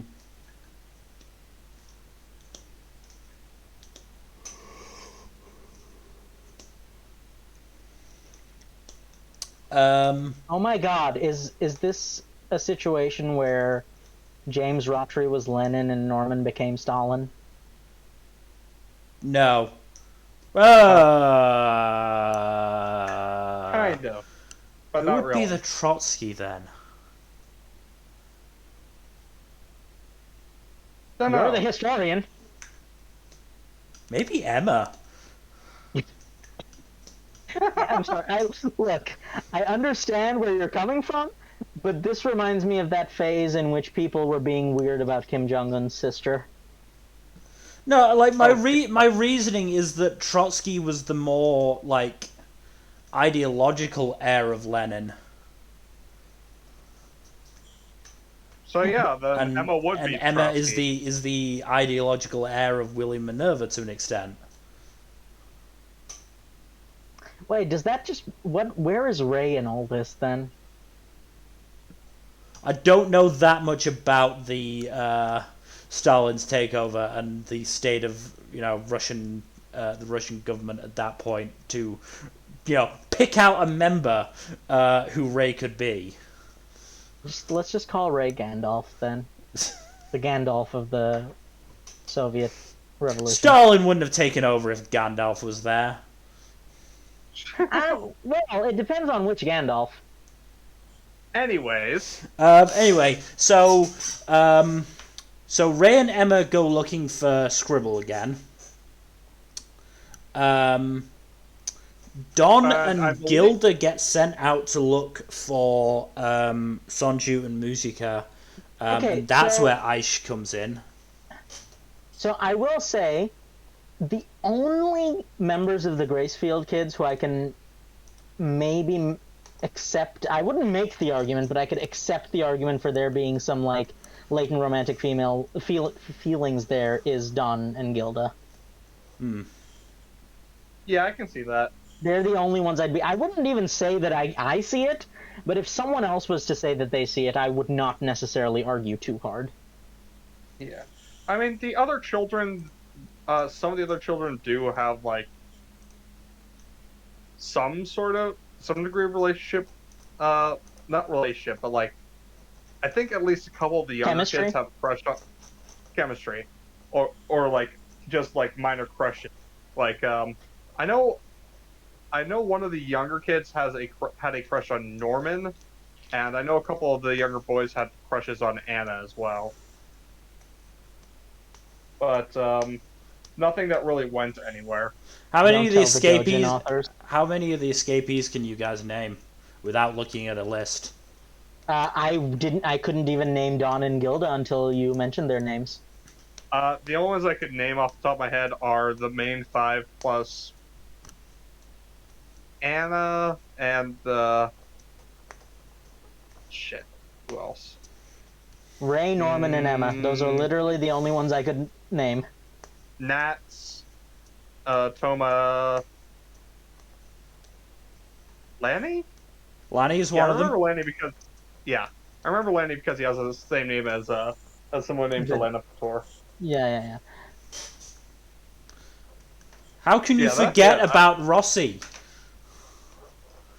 God damn it, Mill. I don't remember all of them. They're like I'm pretty they're sure like 20 even or 30 of Rossi forgot about Rossi. The dude who just his face is like in like a 3-inch radius circle of his face. Oh, okay. You know what? I see. That's one of the people where you remember the face, but you don't remember the name. I'm generally more of a face person. I remember faces more than I remember names, anyway. Except in like. But anyway, yes. Anyway, so Ray and Emma go searching for Scribble and end up in a crazy world. Oh yeah, The seven walls. That's fucking a trip, man. That is a it trip. is basically a drug trip. And do you know what? This kind of so there's a sequence in that series that canonically confirms one of my favorite ways of referring to characters in the context of the series is can you guys still hear me, by the way? Yes. Yeah. Yeah, we can hear you. Okay. Go. So it canonically confirms one of my favorite tropes in which there's a point in the Seven Walls where their physical age matches their mental age, and Emma is like a toddler and Ray is an old man, and I feel that in my bones that Ray is just an old man on the inside, and I'm just like, look, I don't think I can make this clear enough, but Ray is definitely my favorite. I like Ray a lot, but Ray's my favorite. Emma makes me uncomfortable for subjective reasons, and Norman became kind of a dick when he hit puberty. Anyway, yeah. Oh my god, did Norman become an edgy teenager? maybe. It seems so incredible considering Ray has the look for it, and yet actually probably became happier as the series went on. Yeah. Yeah, I feel like Ray and Norman kind of traded their roles in the group as the series went on. Yeah. Did Norman's plan also have like a suicidal self-sacrifice? Words are hard. Please fill in the blanks. Well, here's the thing. All the Lambda kids were basically dying anyway. Oh yeah, let's talk about Lambda kids real quick. They got super strength, but they were basically roided up on human growth hormone. They were roided up and also just like very, very murder happy for against demons. And also dying. Yes. Yeah. So it sort of splits up into three prongs. So we've got Emma and Ray going through the trippy seven walls, and eventually, I think Emma actually manages to figure it out, doesn't she? Yeah. Yeah, which leads to the one of the biggest problems in the ending. We'll get there. Because then she gets she sees and talks to Scribble while Ray is kicked out because she passed the test and Ray didn't. Yeah. So then we've got Don and Gilda trying to find Mushika and Sonju, with Aish along for the ride, Don and Gilda think Aish is the spy for Norman, but actually I believe Jin and Hayato are actually following them. It's Hayato. Hayato is the spy. Hayato is the spy, who's just like... To be fair, it was a sort of open scheme sort of deal. They were aware that Hayato was the spy. Yeah. They were aware that there was a spy. They kind of just had to... Actually, no. Did Hayato go with them openly or not? I can't remember. He did. He just had a bunch of Adam clones with him. Ah, right.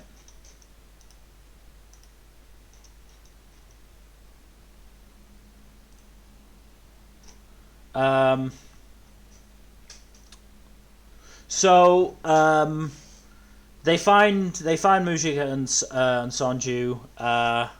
Hayato, sounds the alarm, and then I'm fairly sure Sonju just curb stomps every one of them. Yeah, no, because it's Sonju. Yeah. Sonju is like one of the 5 best fighters in the entire series. I mean, I think the only one who could beat him in a straight fight without cheating is his big brother. Yeah. Quite probably. But yeah, okay, so we can talk about the... what's his face?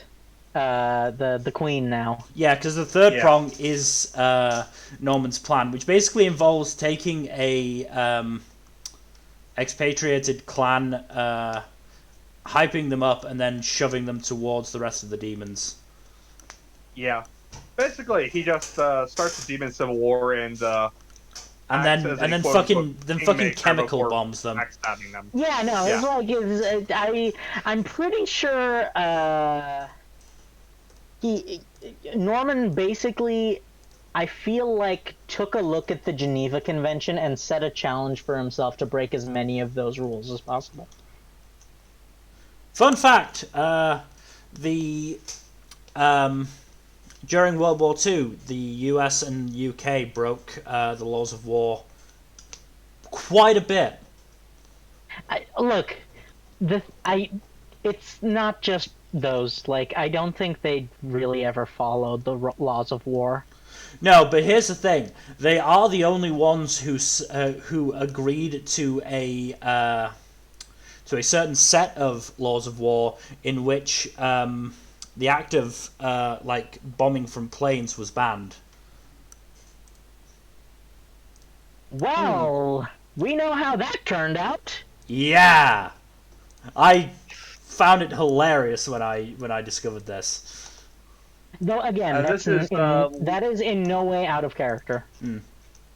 Yeah. It's off topic, but I just wanted to mention it, considering we have been discussing history a lot in the last, like, 2 hours.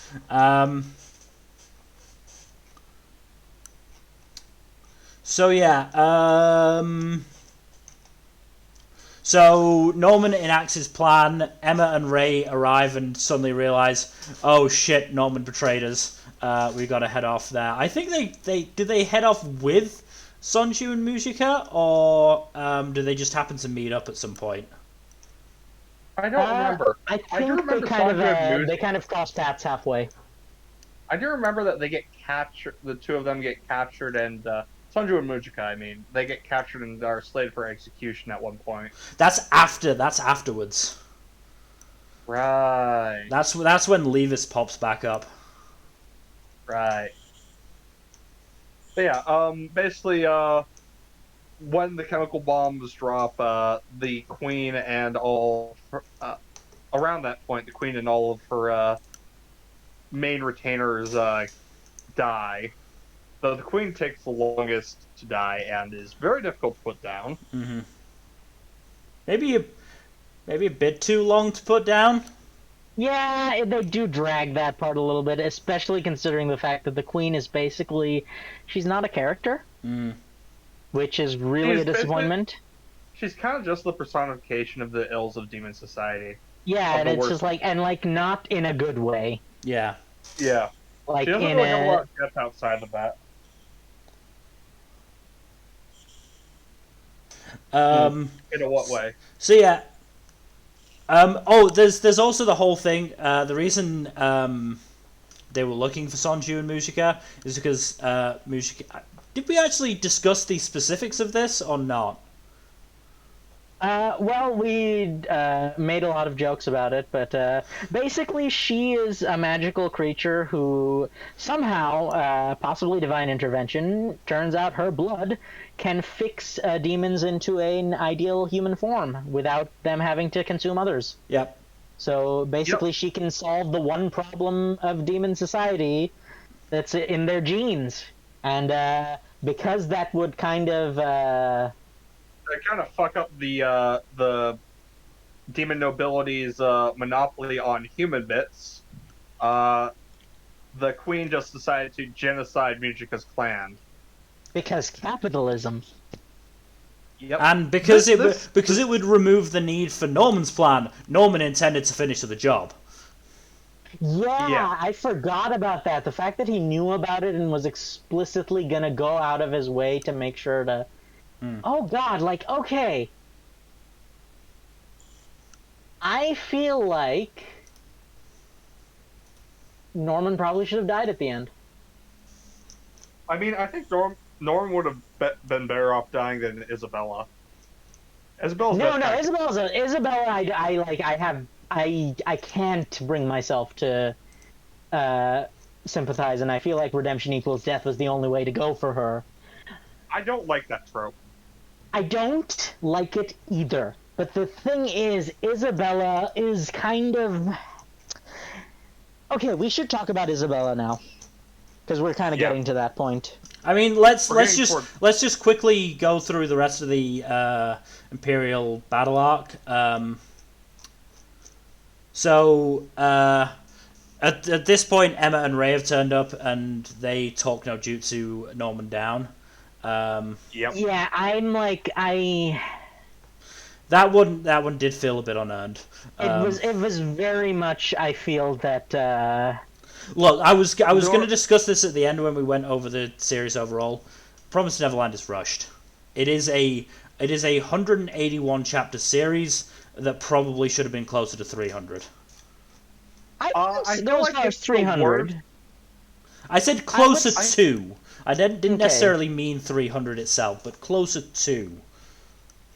I feel like the last arc in particular suffers the pacing the most. Goldie Pond is very well paced, and Gracefield is almost perfectly paced. It's the interim arcs and the final arc that have the biggest issues with pacing. Yeah. Okay, so from what I understand, it wasn't axed. No, it wasn't axed. No, it wasn't. Of course not. But too big. But do you think? I think the authors were just getting a bit, maybe getting a bit tired. I don't know. Burned out. I think they were starting to get burned out. Very possibly. They haven't actually worked on a series yet. They've done some one shots. You know what's funny? I feel like that would make the Promise Neverland team have one of the most natural reactions to the manga industry, like especially the weekly manga industry, because like you would think that a lot more authors would get burned out long before they do. Yeah. I mean, some of them are just exceptions, like Oda being a robot. No, like Oda is not human. Man. Oda is like just Oda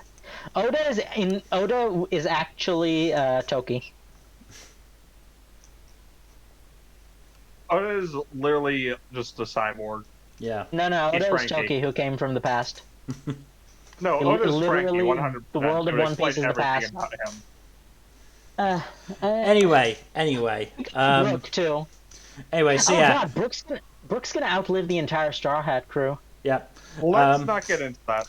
Anyway, so Emma and Ray talk Norman down. They beat the Queen. They head back to base, only to find that Peter Rattray has taken basically everyone there hostage and has taken them to Gracefield. They go to Gracefield. They infiltrate. They attack. And as it turns out, Isabella, who was made a grandmother, has been basically planning for this day the entire time. And she and the other mothers turn on the Rattrays. Rattray isn't the one who kills Isabella. It's just some random demon, I think. I don't know. It's demon. Actually, I believe that the demon who kills Isabella is the very first demon in the series. The one who that would be quite a neat like. No, because he's the overseer. I believe he makes a comment to that effect. He's the overseer who came to pick up Connie, and almost caught Ray, Norman, and Emma. Let me have a look. Yeah, what's? Yeah. Rattray. He cuts his own fucking throat. Yeah, he cuts his own throat. He kills himself rather than be captured or killed by his enemies, like a punk ass bitch. Rattray is kind of just. Even then, the fact that he had that moment of realization at the end is more than someone like the Queen did. Yeah. So even Peter Rattray's more of a character than the Queen. Mm-hmm. Yeah. It's still a tool, though. Look, being a character doesn't mean you're not a dick. It just means you're multiple kinds of dick. Mm-hmm.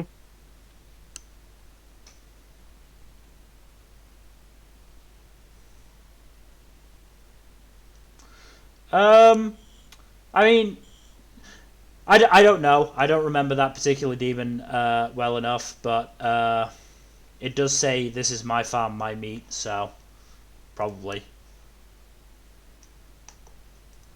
It's probably the same one. So while I was doing that, I wasn't 100% listening. Have we discussed Isabella? Or Oh, briefly, but we didn't really go into her death and what makes it work or not work. I mean, she protects, I believe, Emma from that demon. Gets stabbed through the heart. It does. I am glad that if she did die, it was protecting Emma. Mm-hmm. If she did die protecting someone, it was best for it to be either Emma or Ray. Yeah.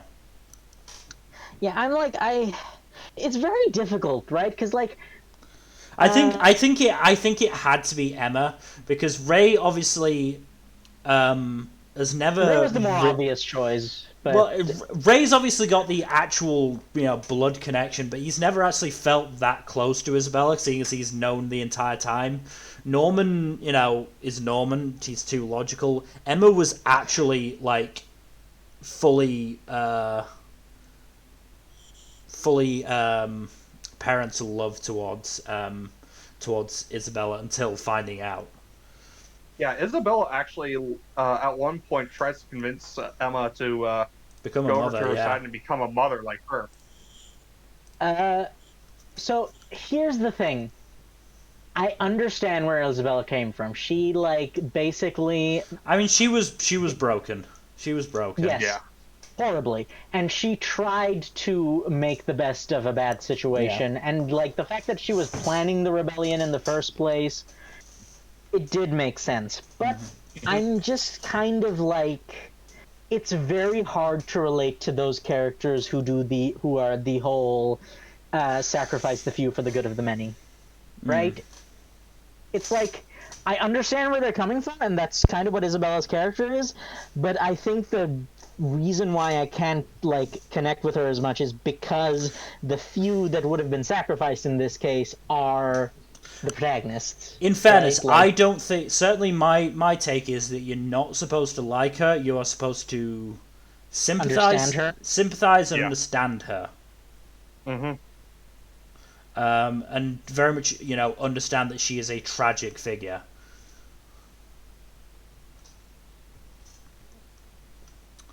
She's definitely a tragic figure.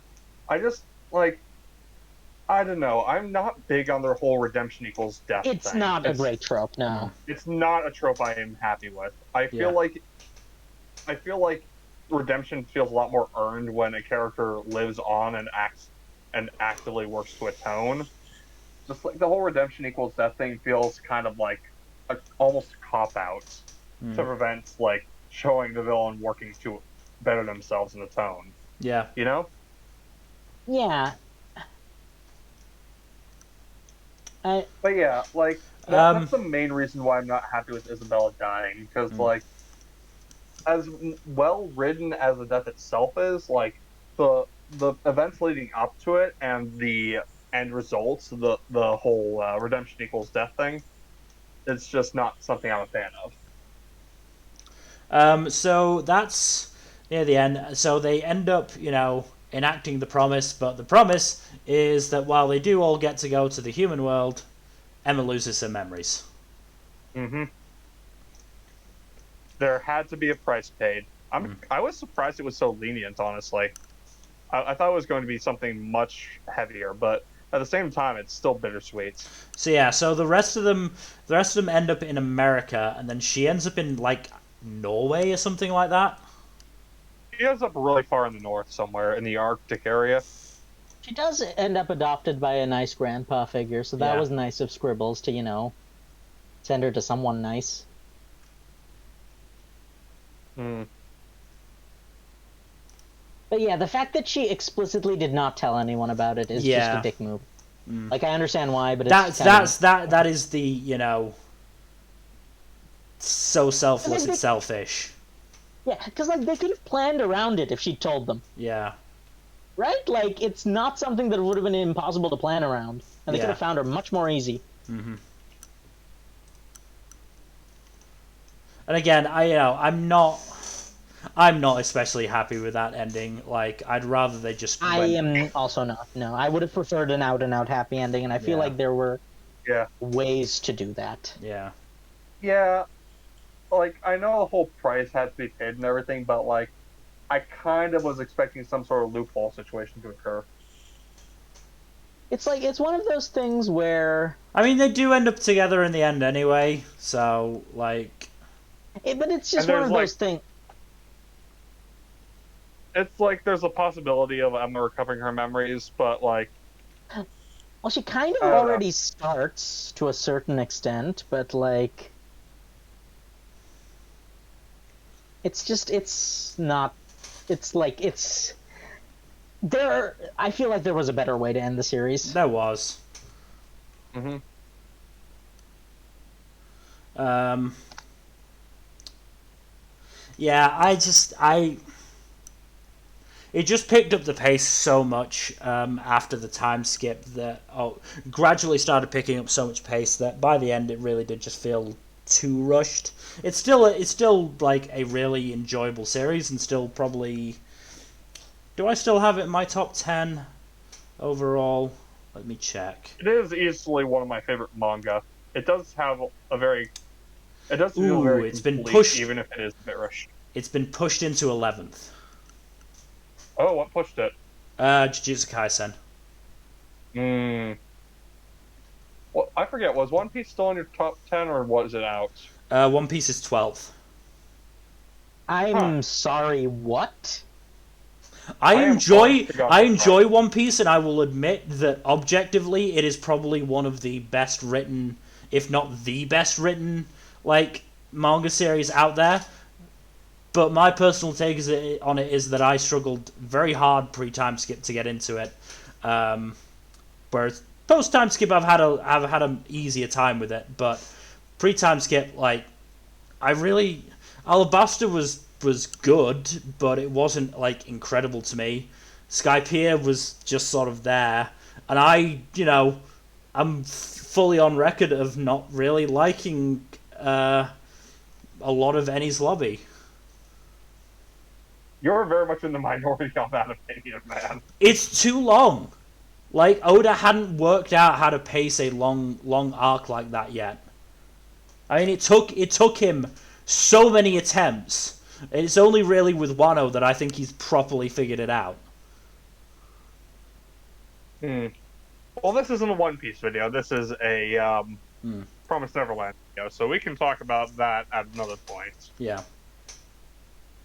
But yeah, no, like Promise. I genuinely do love Promise Neverland. I haven't done this yet. I haven't reread it fully in like one big binge to see how it sort of plays that way. Hmm. I think it will be interesting to see how it does play, but yeah, like I definitely got the feeling that it felt rushed towards the end.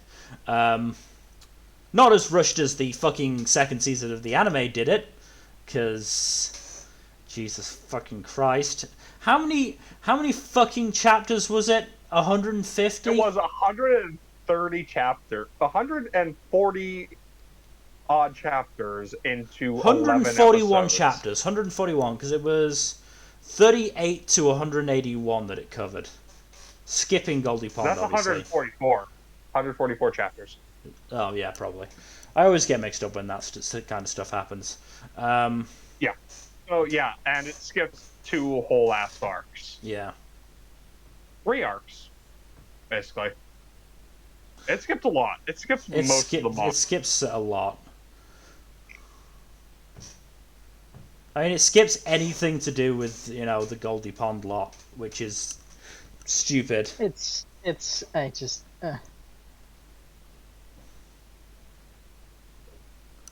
Like, if you were gonna, keep it to a season, couldn't you have just said, "Oh, win Goldie Pond and win your freedom"? Yeah, that's how this works. That would have. I don't know which one is worse. I would have preferred the Goldie Pond one because at least we would have gotten Goldie Pond. That's really fair. wish we got Goldie Pond. Oh yeah, in the anime, fucking Isabella doesn't die. Yeah. I'm sorry, what? Yeah, no, she doesn't die in the anime. She survives. And Emma I'm doesn't sorry. get her memory wiped. I'm sorry, what? They skip so much in the anime. Scribbles gets a single still shot that lasts for 2.5 seconds. Mm-hmm.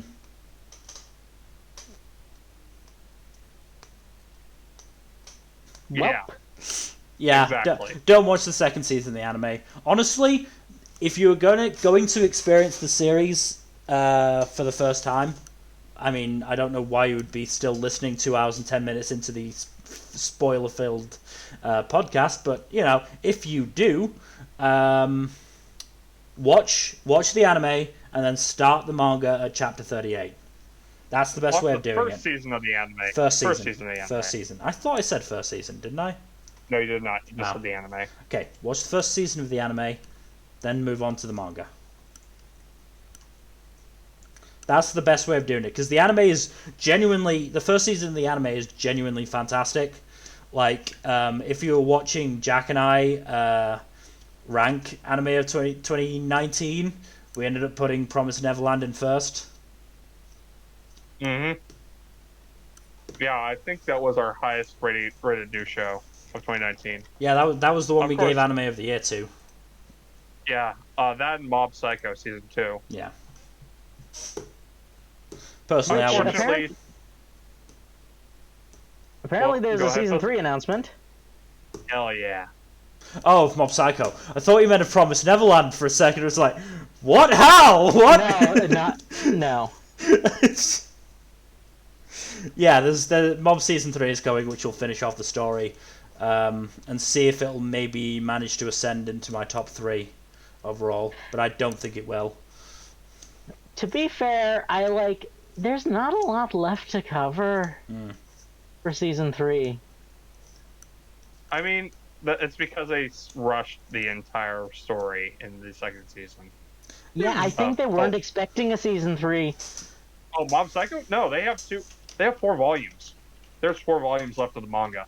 Yeah, well, I've talked to a friend of mine who has read the manga, and he says there's easily enough enough for 12 episodes, I think. Yeah, enough stuff left for 12 episodes for another season. Huh. Yeah, I think part of the reason that you're so iffy on it is because some of the chapters, there's not that many chapters, but some of them are very long. Okay, that would make sense. I mean, there's 16 volumes. Yeah, I think chapter 100 is almost the entirety of the last volume. It's just one chapter. Okay, that's chapter 100 and 101 is the last volume. But yeah, anyways, Promise Neverland I forgot about this. Really good despite its flaws. Yeah, no, it is very good. But I also forgot about the fact that one of Donald Trump's spawn complained about the fact that when you Google searched mob, it came up with Mob Psycho. That was hilarious. That's very funny. Yes. But anyways, back on topic and concluding this video. Promise Neverland, good series, flawed but still very high tier. Yeah. I mean, and, in terms of the that group of new gen Shonen Jump manga that Promise Neverland is a part of. Of the ones that have ended so far, it's probably had one of the stronger endings. It's better than Demon Slayer. Yeah. Overall, I think overall, Promise Neverland is probably better than Demon Slayer across the board. No, easily. Yeah. We'll get onto fucking onto Demon Slayer, but there's going to be a lot more ranting in that one. As I've said before, it's a series that is both too fast and too slow. But anyways, while we're talking about Shonen Jump manga, I want to say this on stream. I'm not sure if you saw that I did this, Fuzzy. Oh yeah. I went to the trouble of calculating the sales figures for each of I saw that. Each volume of the cancelled series there are 13 series that have ended, not counting Neru, because that has ended. Well, will end this Sunday. 13 series. In this past, 13 series. Past 2 years. It's since 2020 started. High School Family, which is still alive, has outsold 4 of them. And they are collectively probably 4 of the worst manga that Shonen Jump has released for a while. Certainly the worst received. Which is Guardian of the Witch, which honestly I didn't think was too bad, but apparently people hated. Bone Collection, which was apparently quite bad. Nine Dragons' Ball Parade, which was just there. It never felt like it had a chance of surviving. And ITEL C, which was bad. Which was very bad. Mm-hmm. Fact is, every other series, including Red Hood, which also got axed, has outsold it. Now, that's not to say that these series should have lived, because, most of them shouldn't have. Still furious about Phantom Seer. Still furious. That shit sold, 20 to 30,000 copies after it had been axed. Which is generally when the sales figures take a downturn. Basically, long story short, the management of Shonen Jump is just a plague on society. Fuck you, current editor, fuck you. Yeah, the current editor-in-chief is very biased towards gag manga, even though many of them don't sell all that well. I mean, you look at the current series that are fully gag mangas. Is Ayakashi Triangle actually a gag manga? No, it's an ecchi battle shonen. Okay. That's worse. Yozakura Family, is that's not a gag, is it? Oh, it's an action comedy. It's a Spy X Family adjacent. So yeah, it's an so action comedy rom-com. So the highest is Sakamoto Days with 26,000. I just basically Shonen Jump. You need to stop having expectations for Shonen Jump. So we need to come to an understanding. Good manga coming from Shonen Jump isn't the norm. It's the exception to the rule. At least in recent memory. Yeah. Hmm. Still, at least we've got surviving. At least we've got Elusive Samurai and Blue Box. I'm not going to comment on Elusive Samurai until I know for sure. Let it hit 100 chapters, then I'll start reading it. You don't think it'll survive? Look. There's so many series that should have survived but didn't. I am not. Elusive Samurai is selling at 90,000 copies. It's not getting axed. I think there would genuinely be a fucking revolt. I think they by an established author too. I genuinely think the Shonen Jump staff would at that point force the editor to commit seppuku.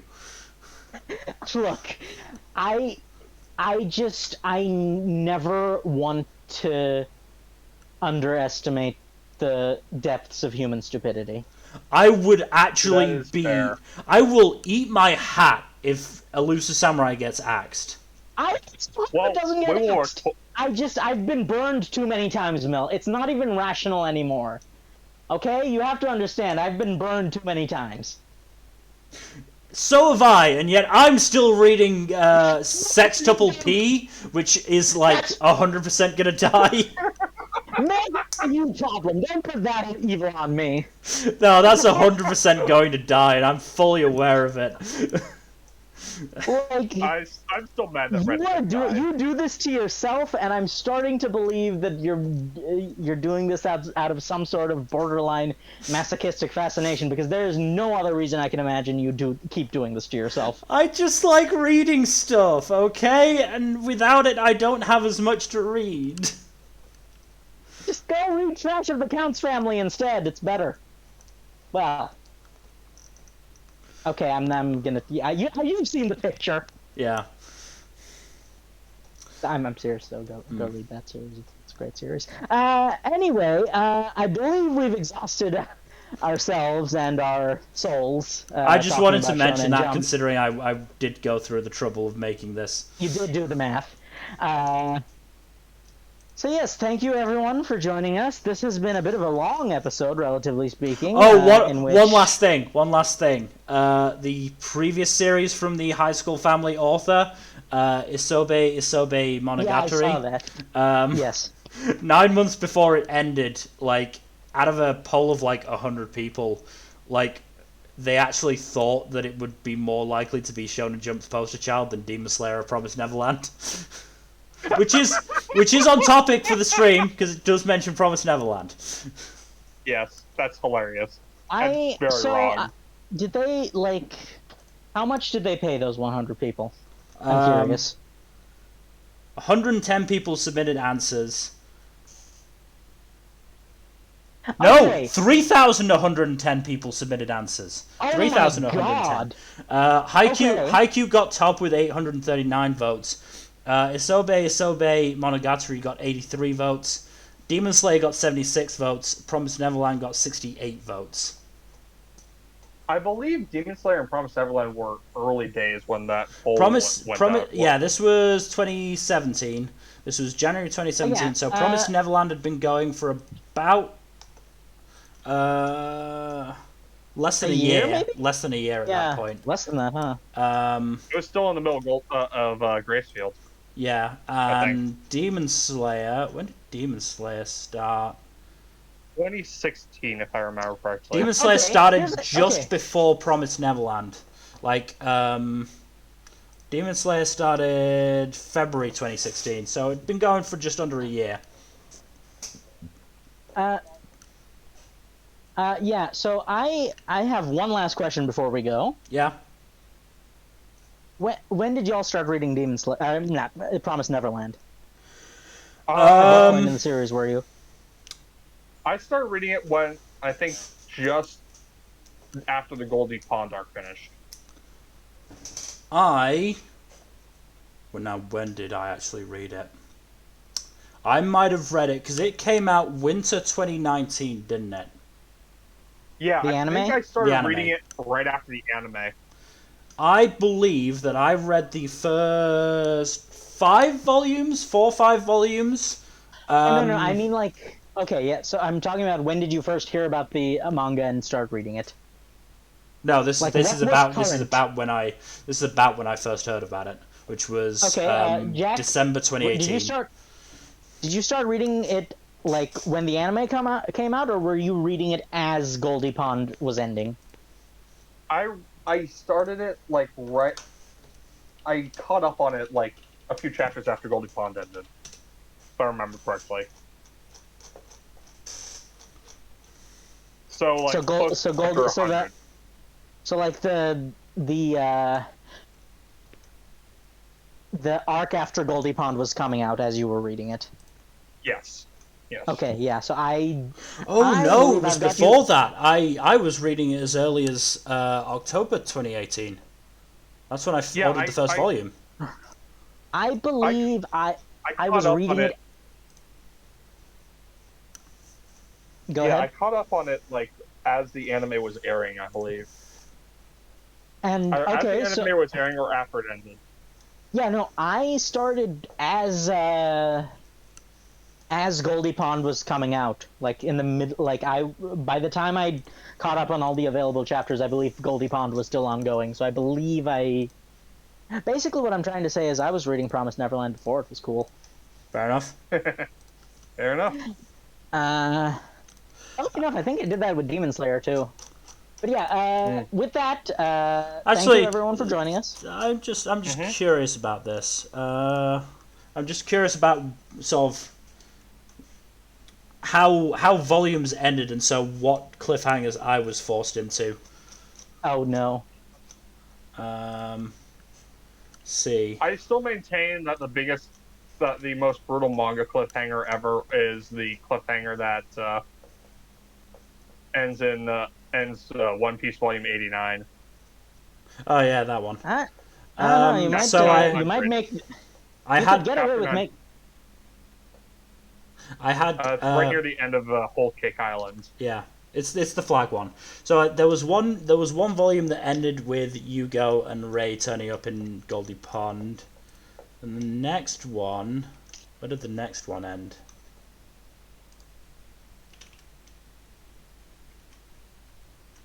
The next one I think ended with. Did it end with?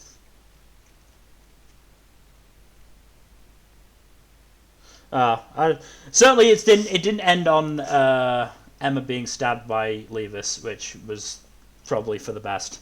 But yes, we should end. I was gonna say you could make an argument that the biggest manga cliffhanger of all time was the latest chapter of Berserk, but I feel that would be in poor taste. Yeah, it is a bit of poor taste, yeah. Yeah. No. But yes, thank you. And on that horribly dark moment in manga history, thank you for joining us, everyone. And I believe you will be seeing everyone but me for D&D tomorrow. And have a good night. Bye-bye. Later. See ya.